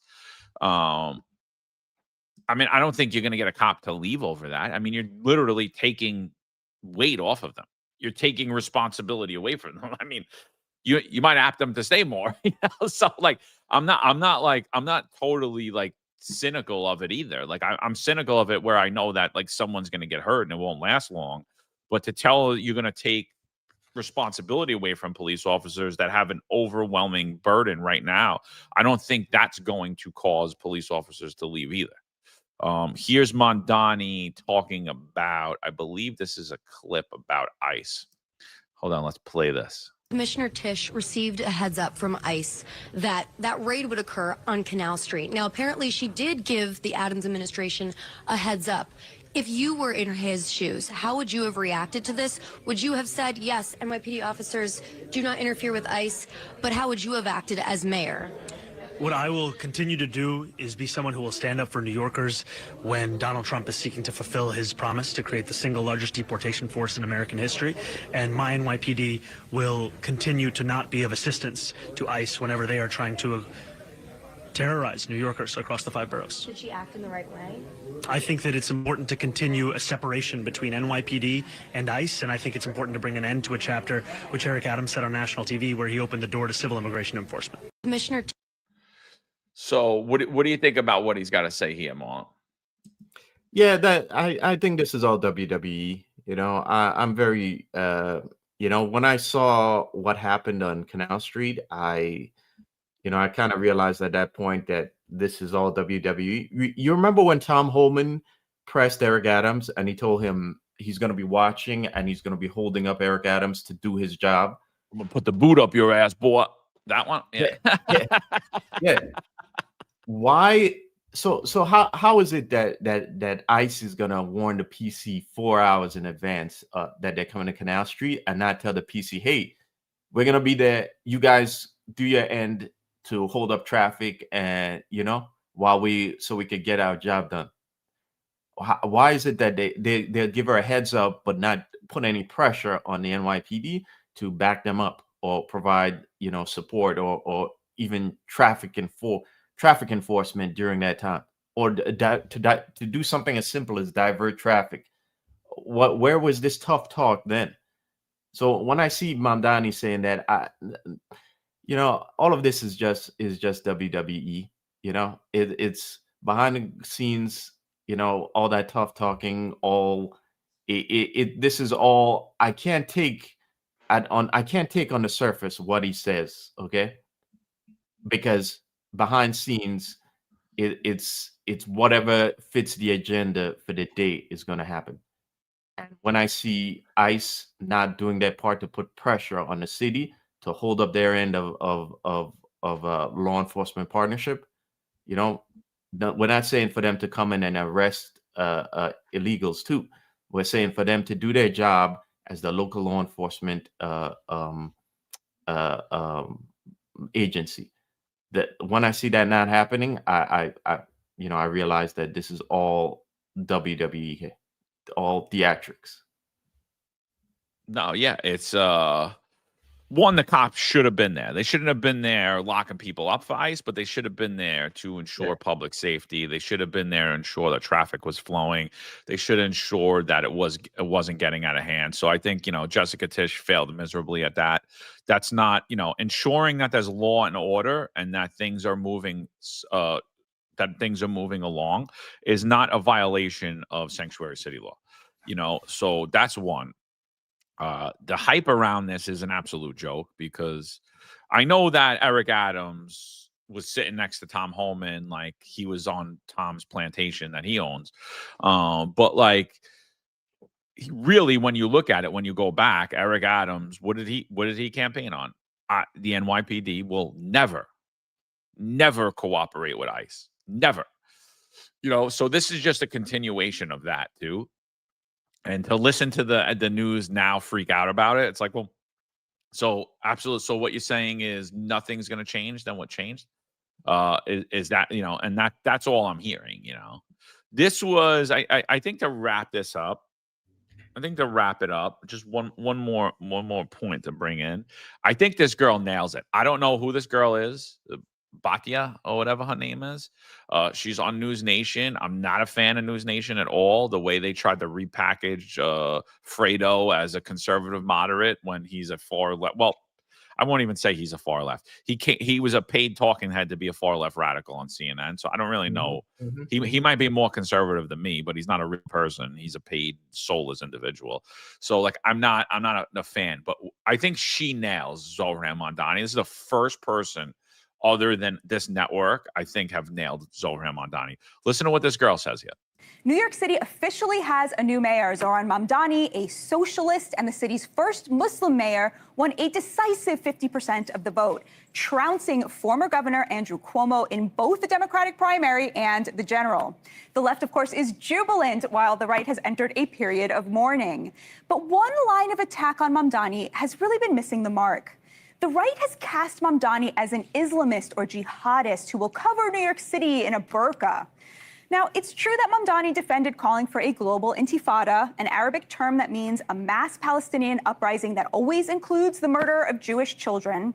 And it's true he doesn't believe planet Earth should have a single Jewish state on it, and that he doesn't believe the terrorist group Hamas should disarm. But when he refuses to condemn Hamas, Mamdani just doesn't sound like an Islamist. He sounds like every other college-educated simp whose moral compass has been broken by American higher education. You might say Mamdani's got 99 problems, but a burqa ain't one of them. This is not a defense of Mamdani, whose proposals range from the ridiculous, like government-run supermarkets, to the dangerous, like getting rid of overtime for NYPD officers. It is simply to point out that he's no Islamist looking to implement Sharia law. He marched for trans rights. His mother is a Hindu, and his wife, well, she doesn't look like that Statue of Liberty meme. What Mamdani actually is a trust fund socialist, a Nepo baby who's never worked a day in his life, who's lived off his parents' success and fame and achieved rather little despite having an extremely expensive education under his belt. In other words, he's a lot like the 20 and 30-somethings who voted for him, the over-credentialed and downwardly mobile Bushwick hipsters who think that they are the new proletariat because they aren't rich and have student loans. Mamdani is their patron saint, the Pied Piper of the trust fund socialist who wants the government to foot the bill of their failed dreams and aspirations. With his omnipresent grin and buoyant social media output, He almost makes it seem cool to depend on your parents well into your 30s.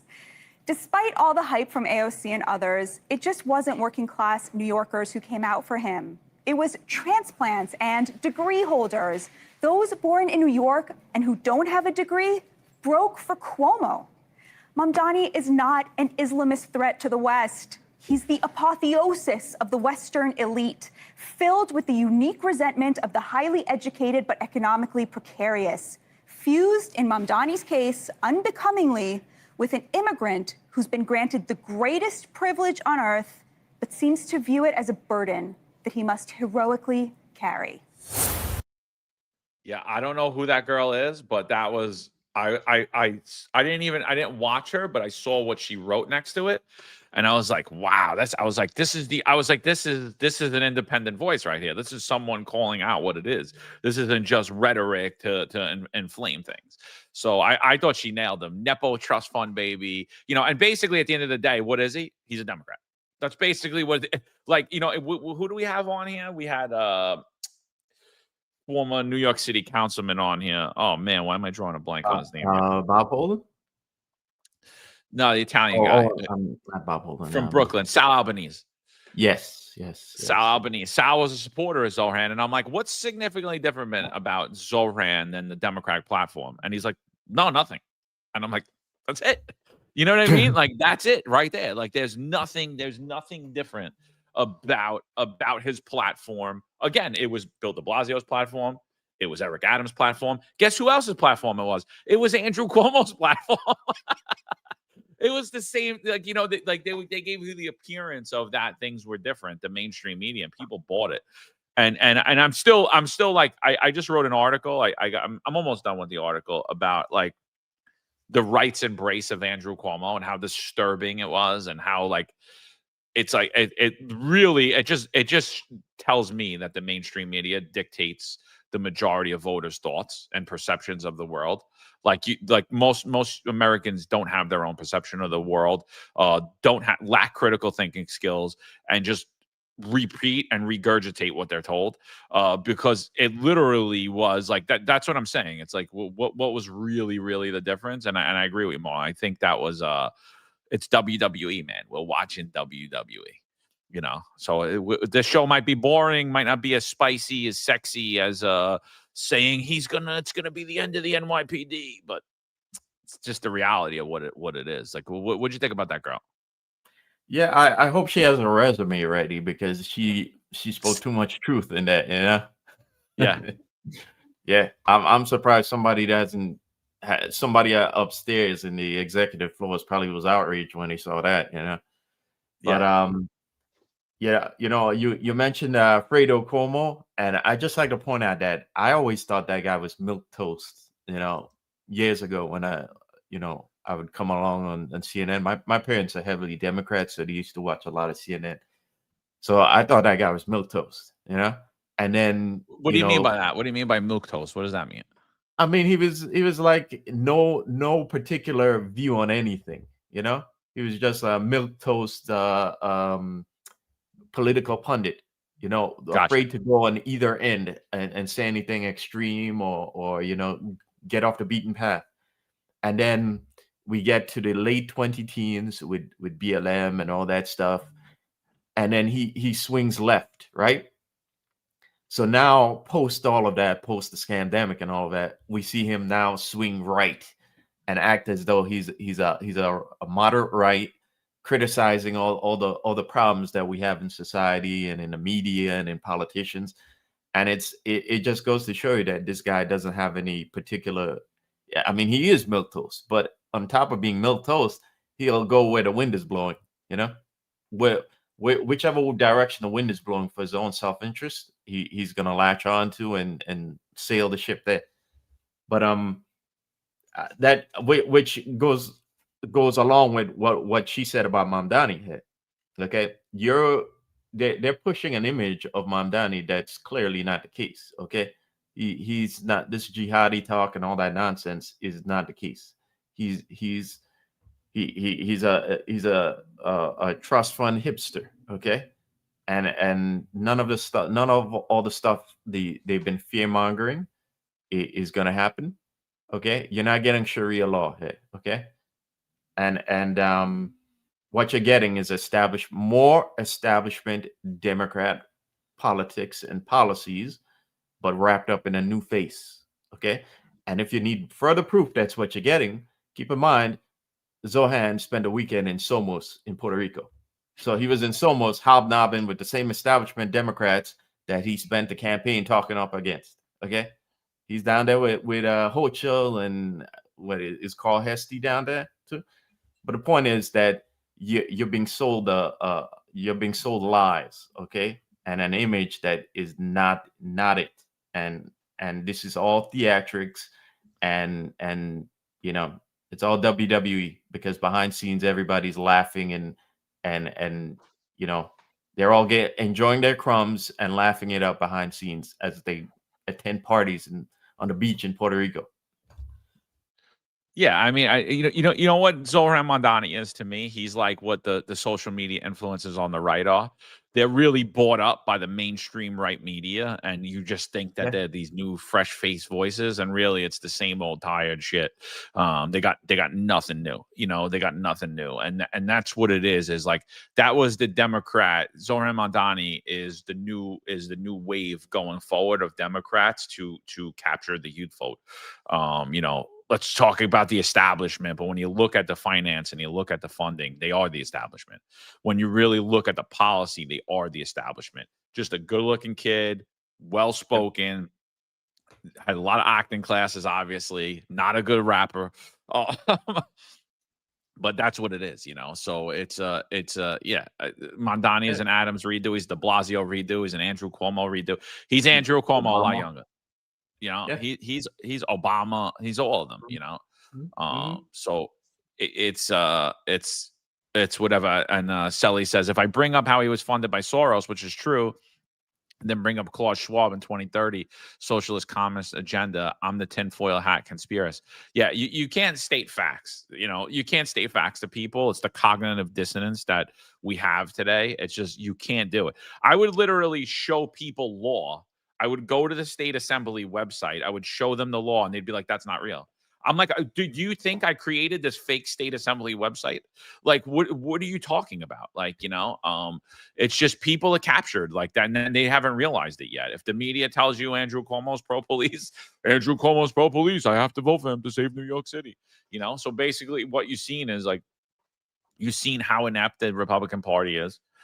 In the last election, you see how they have no plans going forward. Their plans going forward are to vote for the lesser of two evils, which is the exact same thing. Is who they're depicting as the evil one, you know. So absolute joke. So this comes out from Tina Moore, New York Post. NYPD sex scandal, feds lining up star witnesses, cops who slept with ex-NYPD chief Jeff Madry in sex for overtime case, or what we like to call is the on-duty booty case, or the cash for ass program.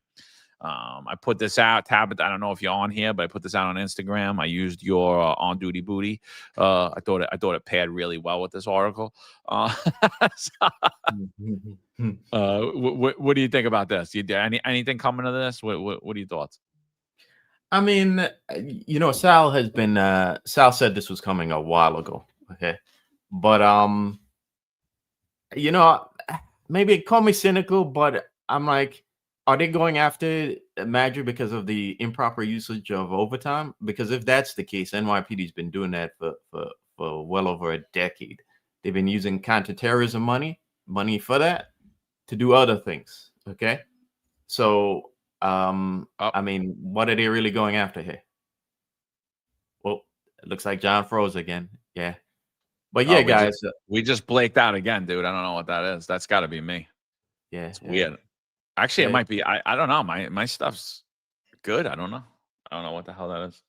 Yeah, I don't know. Maybe it's the polar vortex that's ripping through the East Coast. I don't know. Yeah. Oh. Yeah, but I don't know what they're going after Madry here for. You know, I'm not saying that they shouldn't. I'm just saying that he, you know, what are you going after him? Because that improper usage of overtime is still going on, and it has been going on.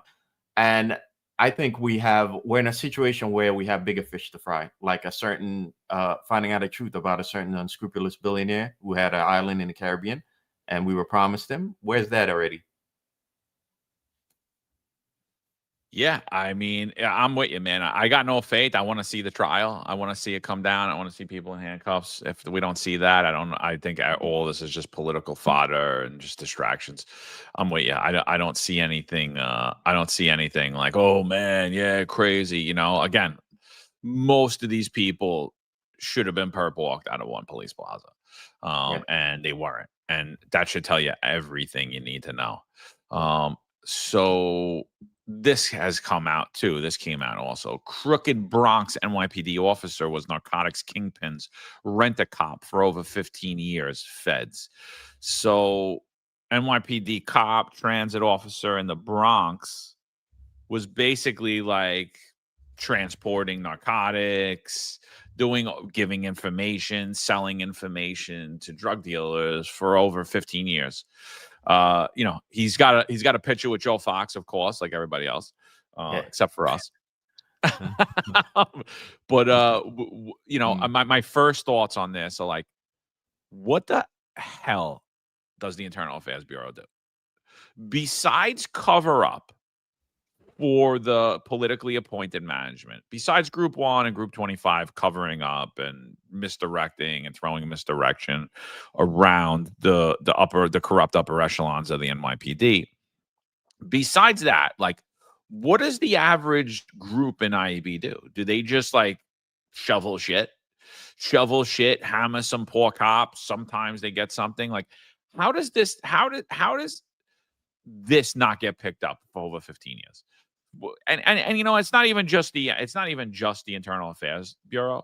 It's like, what about the borough inspections teams? What about the supervisors that they supervise this kid? What about that borough? Like, this just shows that, like, it just shows like that there's a complete breakdown in the NYPD of integrity. Like, there had to be signs here. I'm sorry. There just had to be things that weren't right. And that just completely got looked over. There had to be. Yeah. Now that article, which I'll post in the chat so you guys can read it if you haven't already. But that article also mentions that this guy was scanning. They said he was looking up. He was using department computers to look up competitors for this dealer, and he conducted a bogus traffic stop to they said to seize. To seize, I guess it's to seize the drugs. But I'm not surprised about this. IB never captures the big fish. It's always the feds that do it. And the problem with IAB is that IAB should be filled with competent investigators, but it's not. And you get guys in there who were terrible cops who want to get off the street, and guys who are protected who want an easy gig, and guys who are not investigators that are in that position.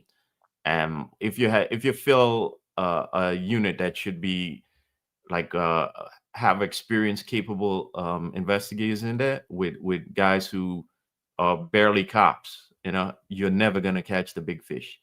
It's always gonna be the feds that do it. Yeah, no, I totally agree, dude. I think that it's always the feds that bring up to light any corruption, major corruption out of the NYPD.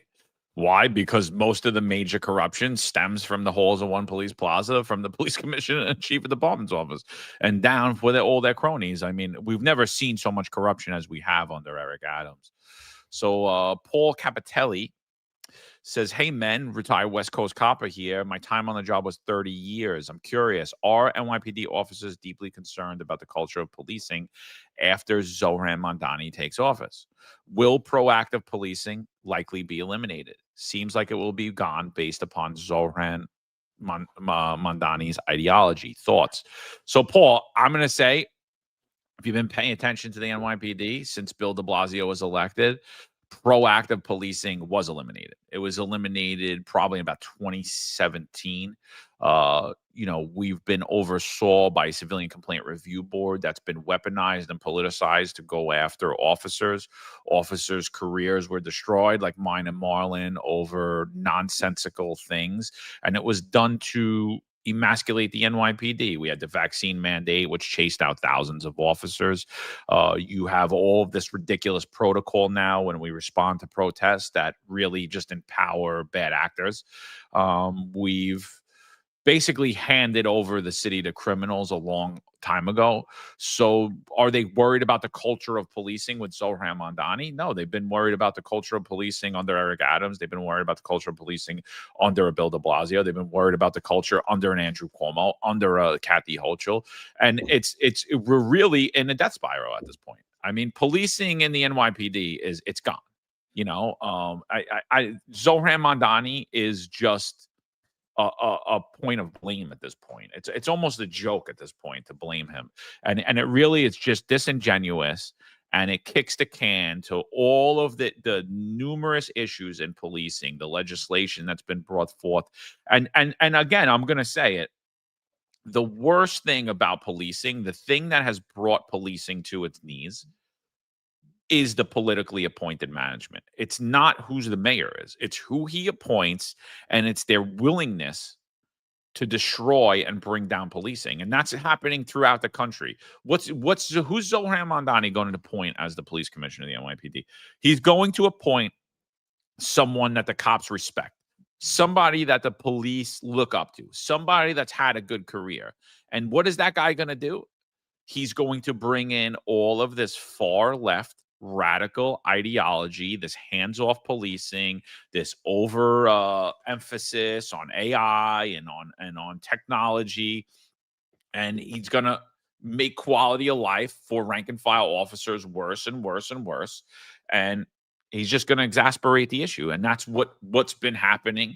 It's the people in policing that are appointed politically that have destroyed us internally. The politicians have just used them as their hand puppets. But we have so many men who claim to be men, who claim to care about the profession, who claim to care about public safety. And all they really care about is their own myth, their own pockets. And they've done everything that they could do to further along this far left ideology of destroying policing. And it's not just happening here in New York City. It's happening across the whole country. And it's going to come to red states as well, because there's been no fork put in the road to stop any of it. It all just keeps cycling and going further. The emphasis on DEI, the destruction of masculinity out of policing, the destruction of alpha male and alpha females out of policing. I mean, we're just in a death spiral, and Zohran Mamdani has absolutely nothing to do with it at this point. When he comes in, will he most likely make things work? Yeah, we're on a downward spiral going down, and we've been there. If Andrew Cuomo would have got in, we'd be headed that same way. If Eric Adams would still be the mayor, we'd be headed that same way. That's where it's not just New York City Police Department; it's everywhere. The inability to recruit, retain. You can't keep experienced officers. Young officers that you get are underqualified because you can't get qualified candidates. Why? Because anyone with a brain is saying, you know what, that's not a viable profession. I don't have a clear path for success. I don't have a clear path to make this a career. This is not my daddy's police department.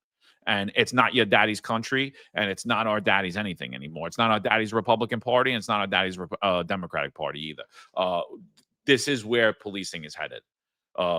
Unarmed, underqualified, undertrained civilians who really don't give a shit about anything other than their own pockets, led by a bunch of nefarious men who will do anything for a dollar. Yeah, John hit the nail on it. Not much left for me to say about that, but I'm gonna say that, like John said, it's coming. It's not just what happens in New York City. Is what's the future for other law enforcement, for other departments, and this is coming to other areas. In fact, I'll say to a lesser degree, it's already there in a lot of blue cities, even in red states. It's there, and you should expect more of it if they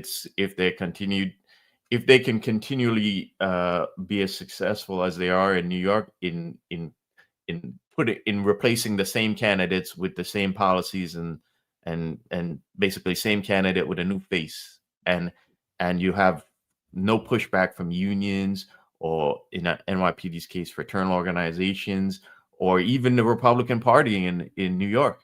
Okay, as long as you don't have any of that, it's going to continue happening, even if it's just the boiling frog scenario, where it's a drip instead of like it happens overnight, but it's going to keep happening.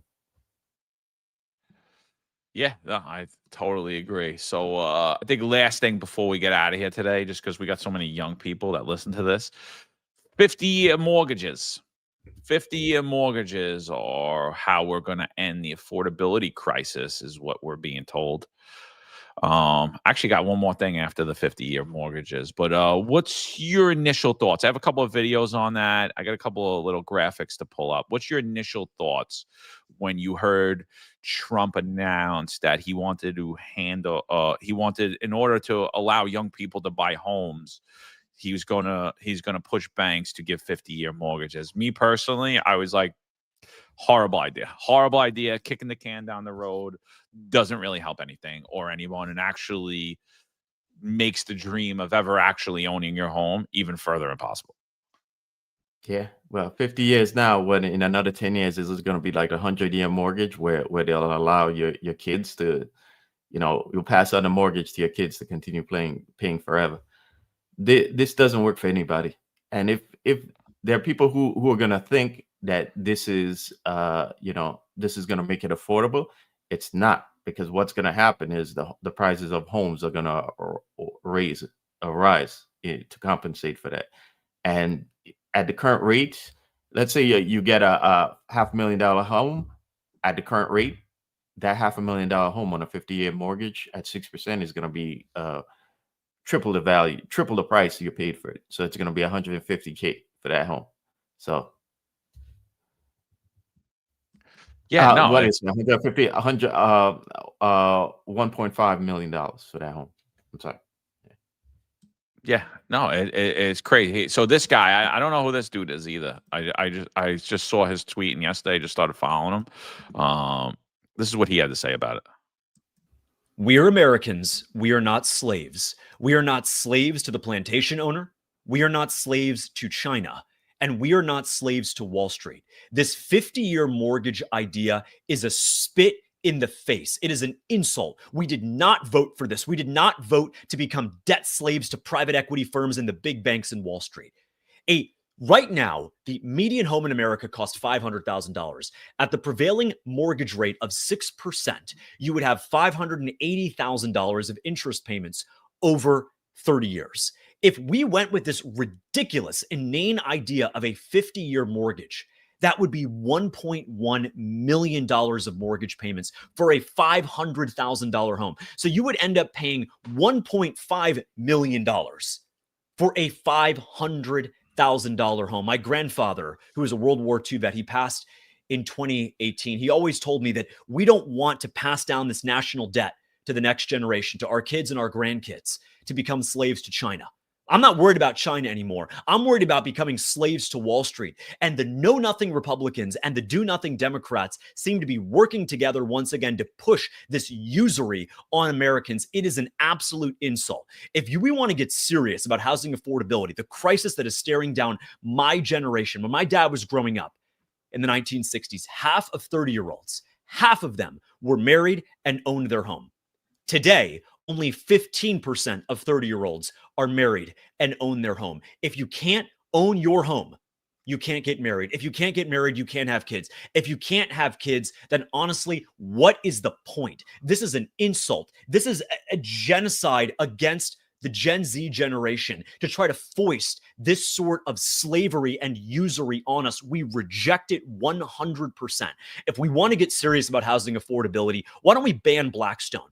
Why don't we ban Blackstone, which is one of the largest donors to the Democrat and Republican Party? Why don't we ban Blackstone from buying up entire neighborhoods, and then forcing us to rent from them? If we're serious about housing, why don't we take the 55 million people here on immigration visas and remove them from our country immediately, because they are living in homes that could be going to Americans who have been here, who have worked hard, who have fought and bled for this country. I am sick and tired of the do-nothing Republicans and the know-nothing Democrats being in bed with Wall Street and forcing us to become slaves, debt slaves, forcing us to accept this unmitigated, unencumbered usury. We did not vote for this. The 50-year mortgage. If this is allowed to continue, the Republicans will lose the midterms, and they'll deserve it big time. I mean, so he brought up a lot there. And honestly, I was like, I don't know who this dude is. And I was like, I personally think he nailed it. I mean, it's indentured servitude. It's indentured servitude. It's not making homes more affordable for young people. And that is the major problem, right? We talked about that earlier, like the city of Yes and what they're doing and all these buildings. Like, you used to be able to own in New York City. As it sits right now, you can't own. Everything they want is to rent. So they'll tell a young person, oh, you need $400,000 or $500,000 for a down payment to buy your first home, right? Homes are like $1 million right now if you want to buy a house in New York City in the outer boroughs. You want to buy an apartment in the city? Most places you can't even do it. You could only rent. So the bank will tell you that you don't have enough down payment and you don't have enough credit, so you can't take a mortgage that'll be half the price of your rent, but you're okay to pay the rent.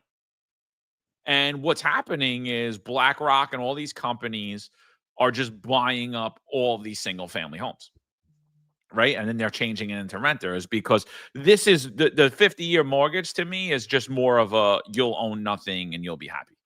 Like, that's just all that is. And I don't see, then you got to say, well, why did all these young people vote for Zohran Mamdani? Why? Because he told them he's going to make things more affordable for them. Is he going to? No.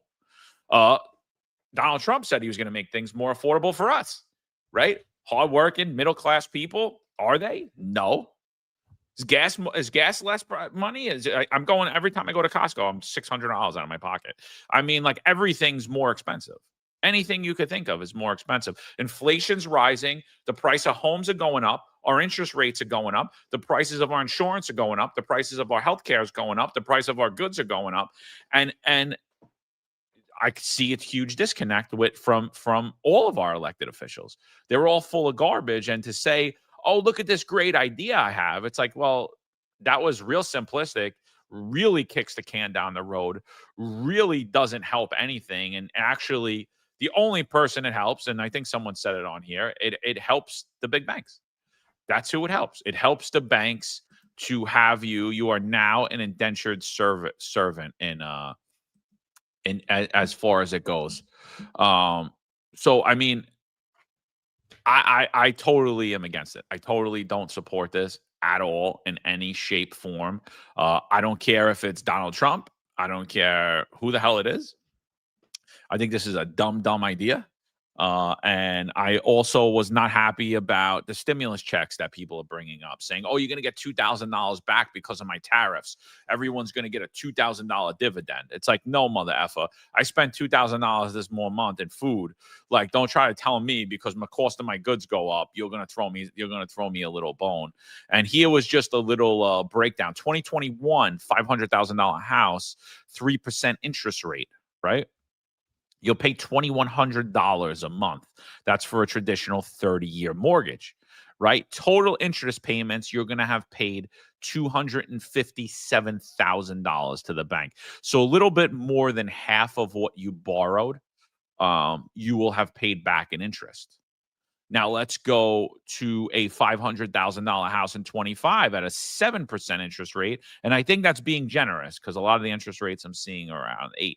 So 7% interest rate, you're going to be paying $3,000 a month, yet you have a 50-year mortgage instead of a 30-year mortgage. So it's actually not that much more affordable. It's actually less affordable when you look at it, right? Total interest payments, you will have paid double what you paid for that house. you will have paid $1 million in interest. So in total, you will have paid $1.5 million. Maybe your kids could have used that money. Maybe you could have used that for college. Maybe you could have used that to try to buy more home. What they're doing is they're basically locking us in for good. The rich will get richer, the poor and the middle class will get poorer, and we will own nothing and we will be happy. Yeah, absolutely. And I believe what I believe is coming too is Trump has already said this too, and he's already put pressure on Powell to lower interest rates. So I definitely think he wants interest rates lower on top of that. But all this does is once again juice the hedge funds that the hedge funds and Wall Street that leverages all of this, and they make a ton of profit off of that leverage. And all this does is really prop up the market even further, when really, in order for young people to have a chance there, what he really needs to do is let the losses happen, but he's not doing that. And by the way, you're seeing this bailout, happening in a lot of industries right now, but you're just not being told it's a bailout, because if they told you that, you'd be up in arms. But you see what happened with Ozempic? That's really a bailout. Okay, you see what we did for Argentina? That's a bailout. Okay. By the way, Israel's economy is in the tank right now. Okay. And their economy depends upon war, and they depend upon us right now. And I've talked many times about the hotel industry in New York City, which got a bailout in the form of migrant shelter funds. So we're seeing the everything bailout right now, and the results are going to be even more unhappy young people who can't afford homes and can't afford to live, like how their parents did. And you're seeing them right here.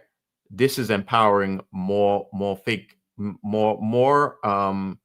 socialists like Mamdani, and more corporate socialists who will use Mamdani to further their interests even more. So this isn't good for anybody. And when I saw that, for the longest time, I keep saying that I see Trump making moves to bring back jobs to America and production back to America, which is the baseline of what would solve all of these problems.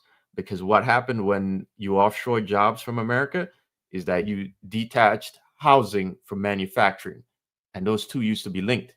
And then what happened is, to make up for the loss of manufacturing, Wall Street leveraged off of housing, and cities needed housing and real estate for the property taxes they would bring in. So when I see this happening now, I get really nervous about if Trump actually has a plan if actually the plan is to bring back jobs to America. And that's something we should all be worrying about for long term. Yeah, so I agree. I think that this is a great idea, Chief. It's a horrible idea. It's a horrible idea. Yeah. Lower interest rates, make down payments less, so that youth can. Someone said on here, a $30,000 down payment on a $500,000. You don't need a 30. You need like $130,000 down payment. That's the real problem. Lower the down payment that's necessary, and bring down the interest rates, and then people could afford homes. But the other problem is the inventory problem, right? Because it's a supply and demand issue with houses, right? When BlackRock and foreign countries are coming in here giving their people 100-year 0% loans to buy up all of our residential real estate, what does that do? It props the price of homes up, and it makes homes unaffordable.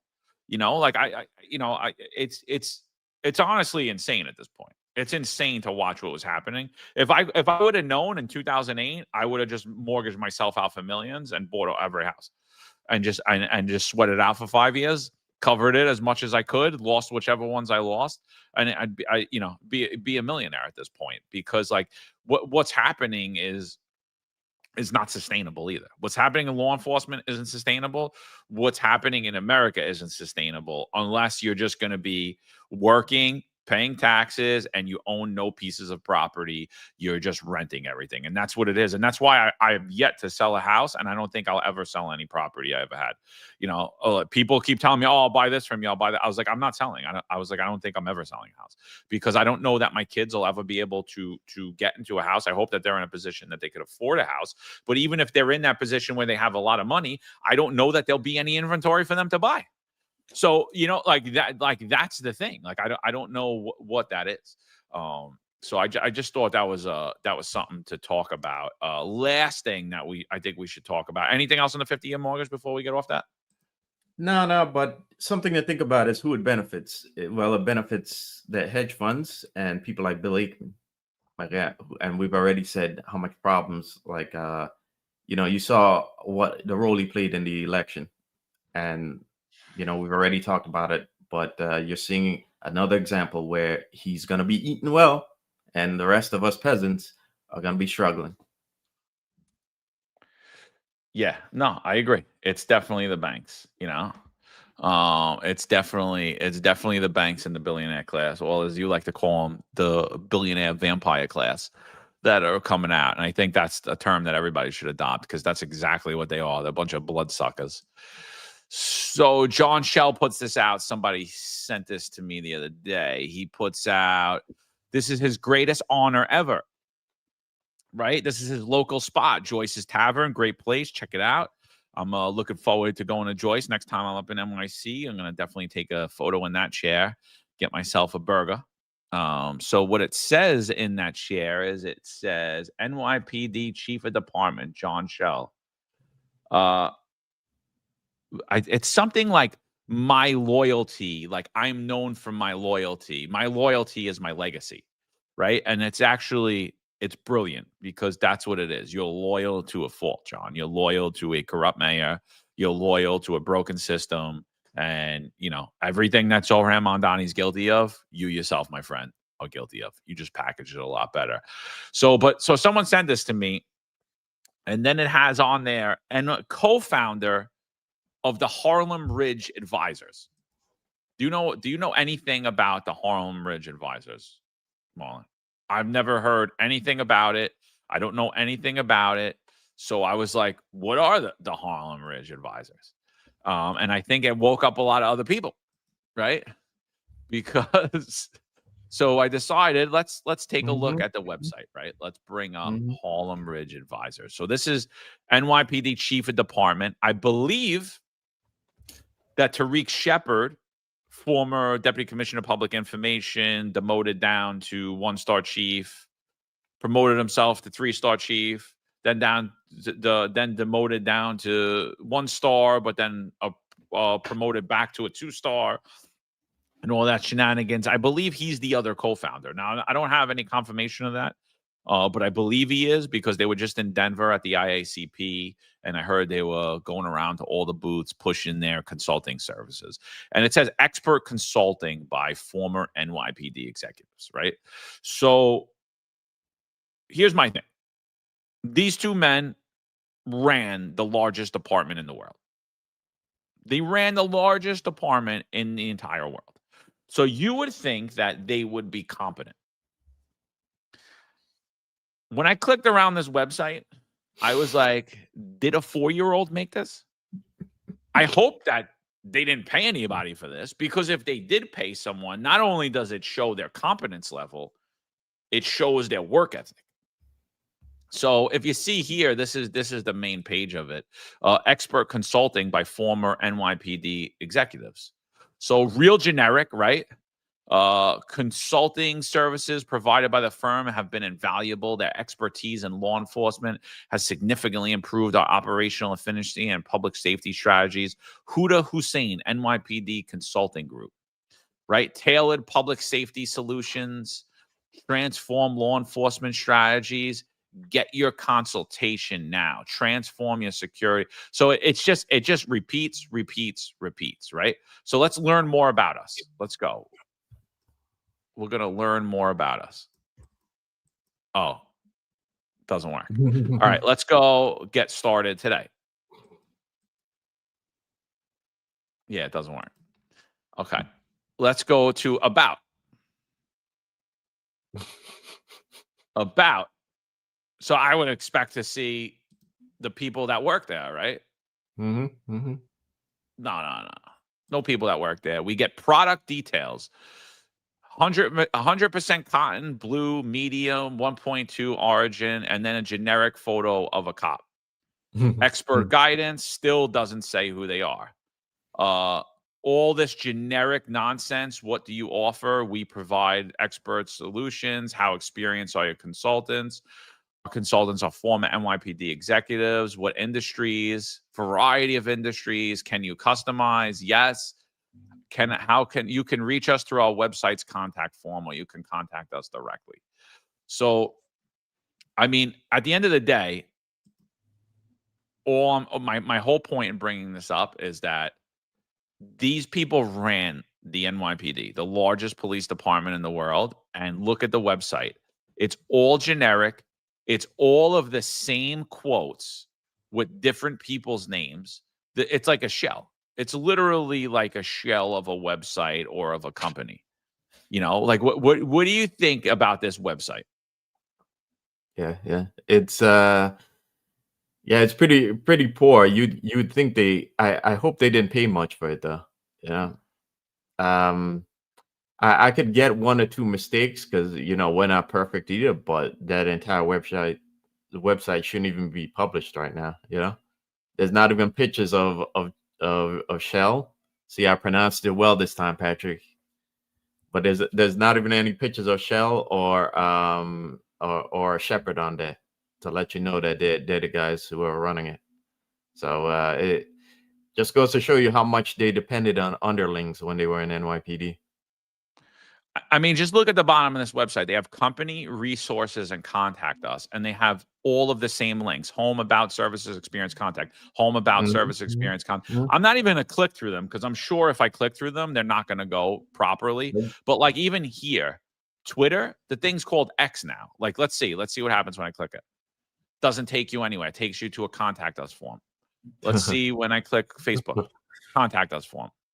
Let's see when I do LinkedIn, contact us. YouTube, nothing. And then here, there's an Instagram. All goes right back to this contact form.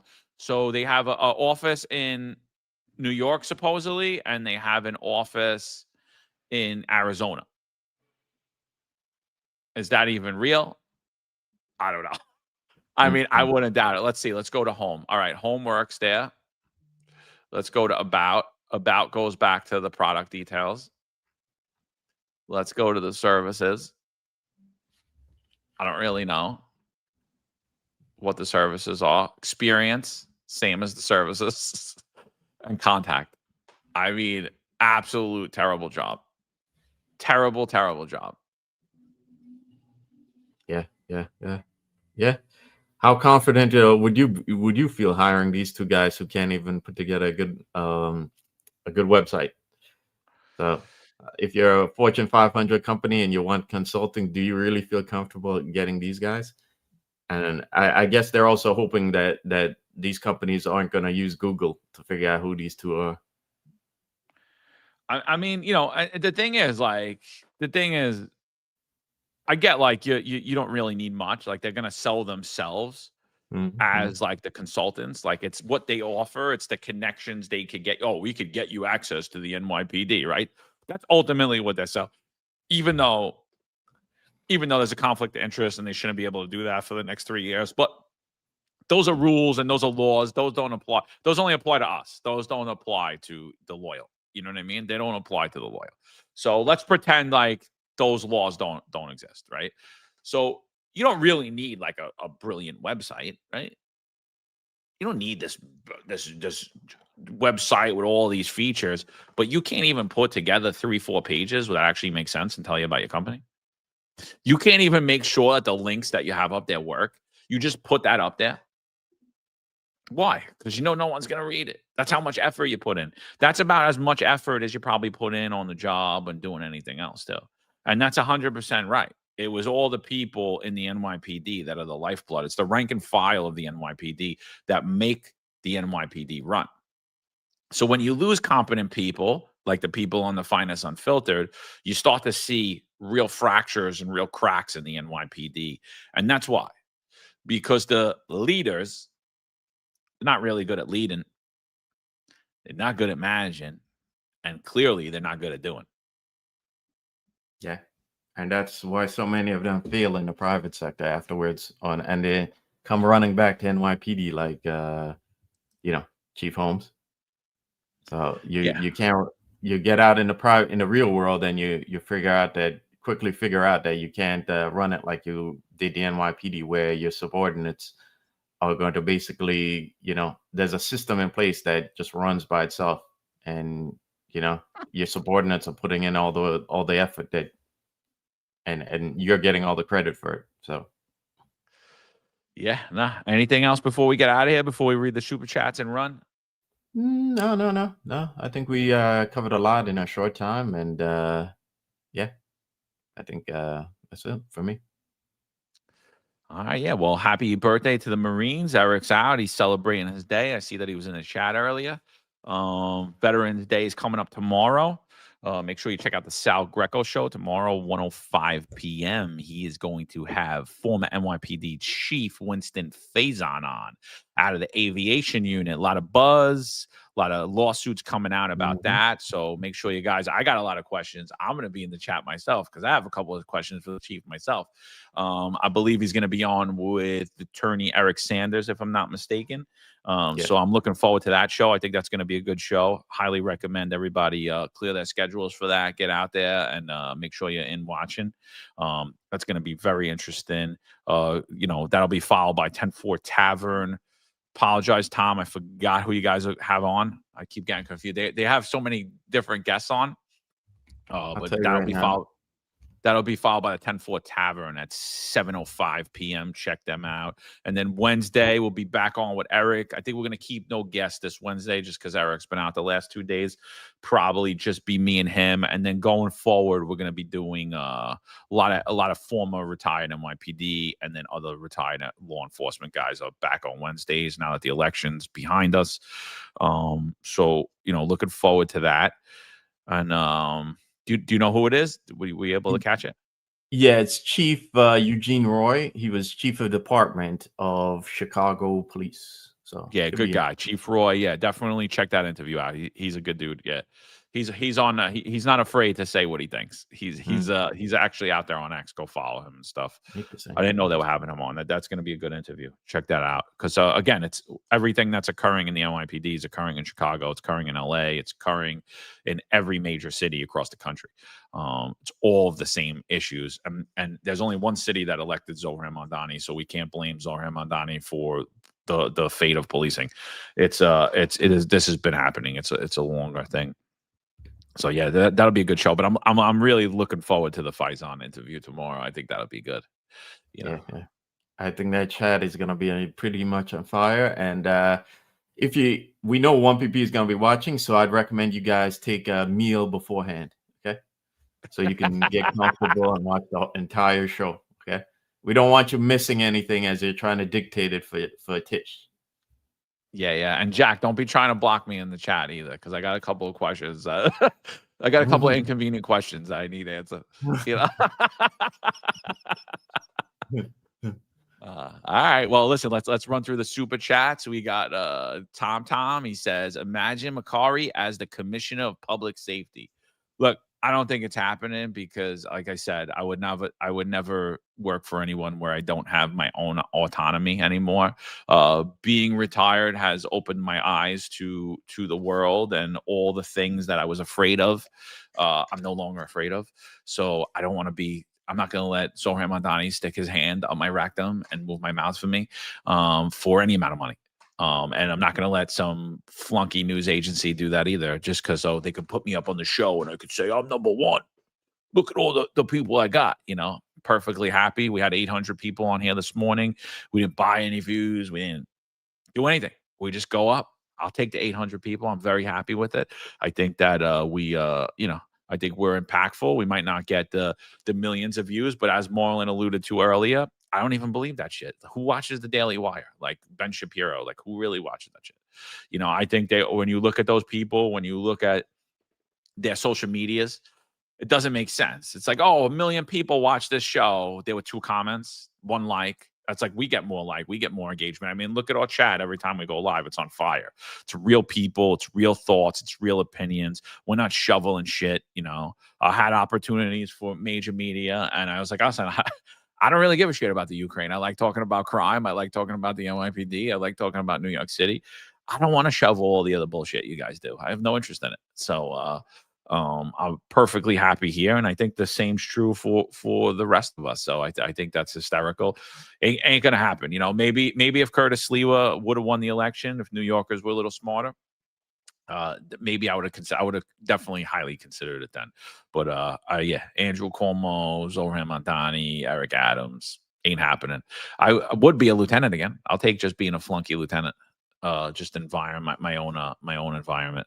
And then Sleepy Joe says, all of a sudden, Shell retires and he has a master plan on how to solve the NYPD crisis, but nothing to contribute when he was there. What can I say? He wants to be part of the finest Unfiltered. You're damn right, Sleepy Joe. And for those of you that first time tuning in, thanks for joining us this morning. Make sure you like, share, and subscribe. And if you listen to the end, when we go, it'll be Kaz Daughtry, current Deputy Mayor of Public Safety, when he basically says that exact line, but he says that we want to be part of the dream team. So hysterical, Sleepy Joe, loved it. That was great. MD RNA Samurai, or MDRN Samurai. Sorry, my eyesight's going.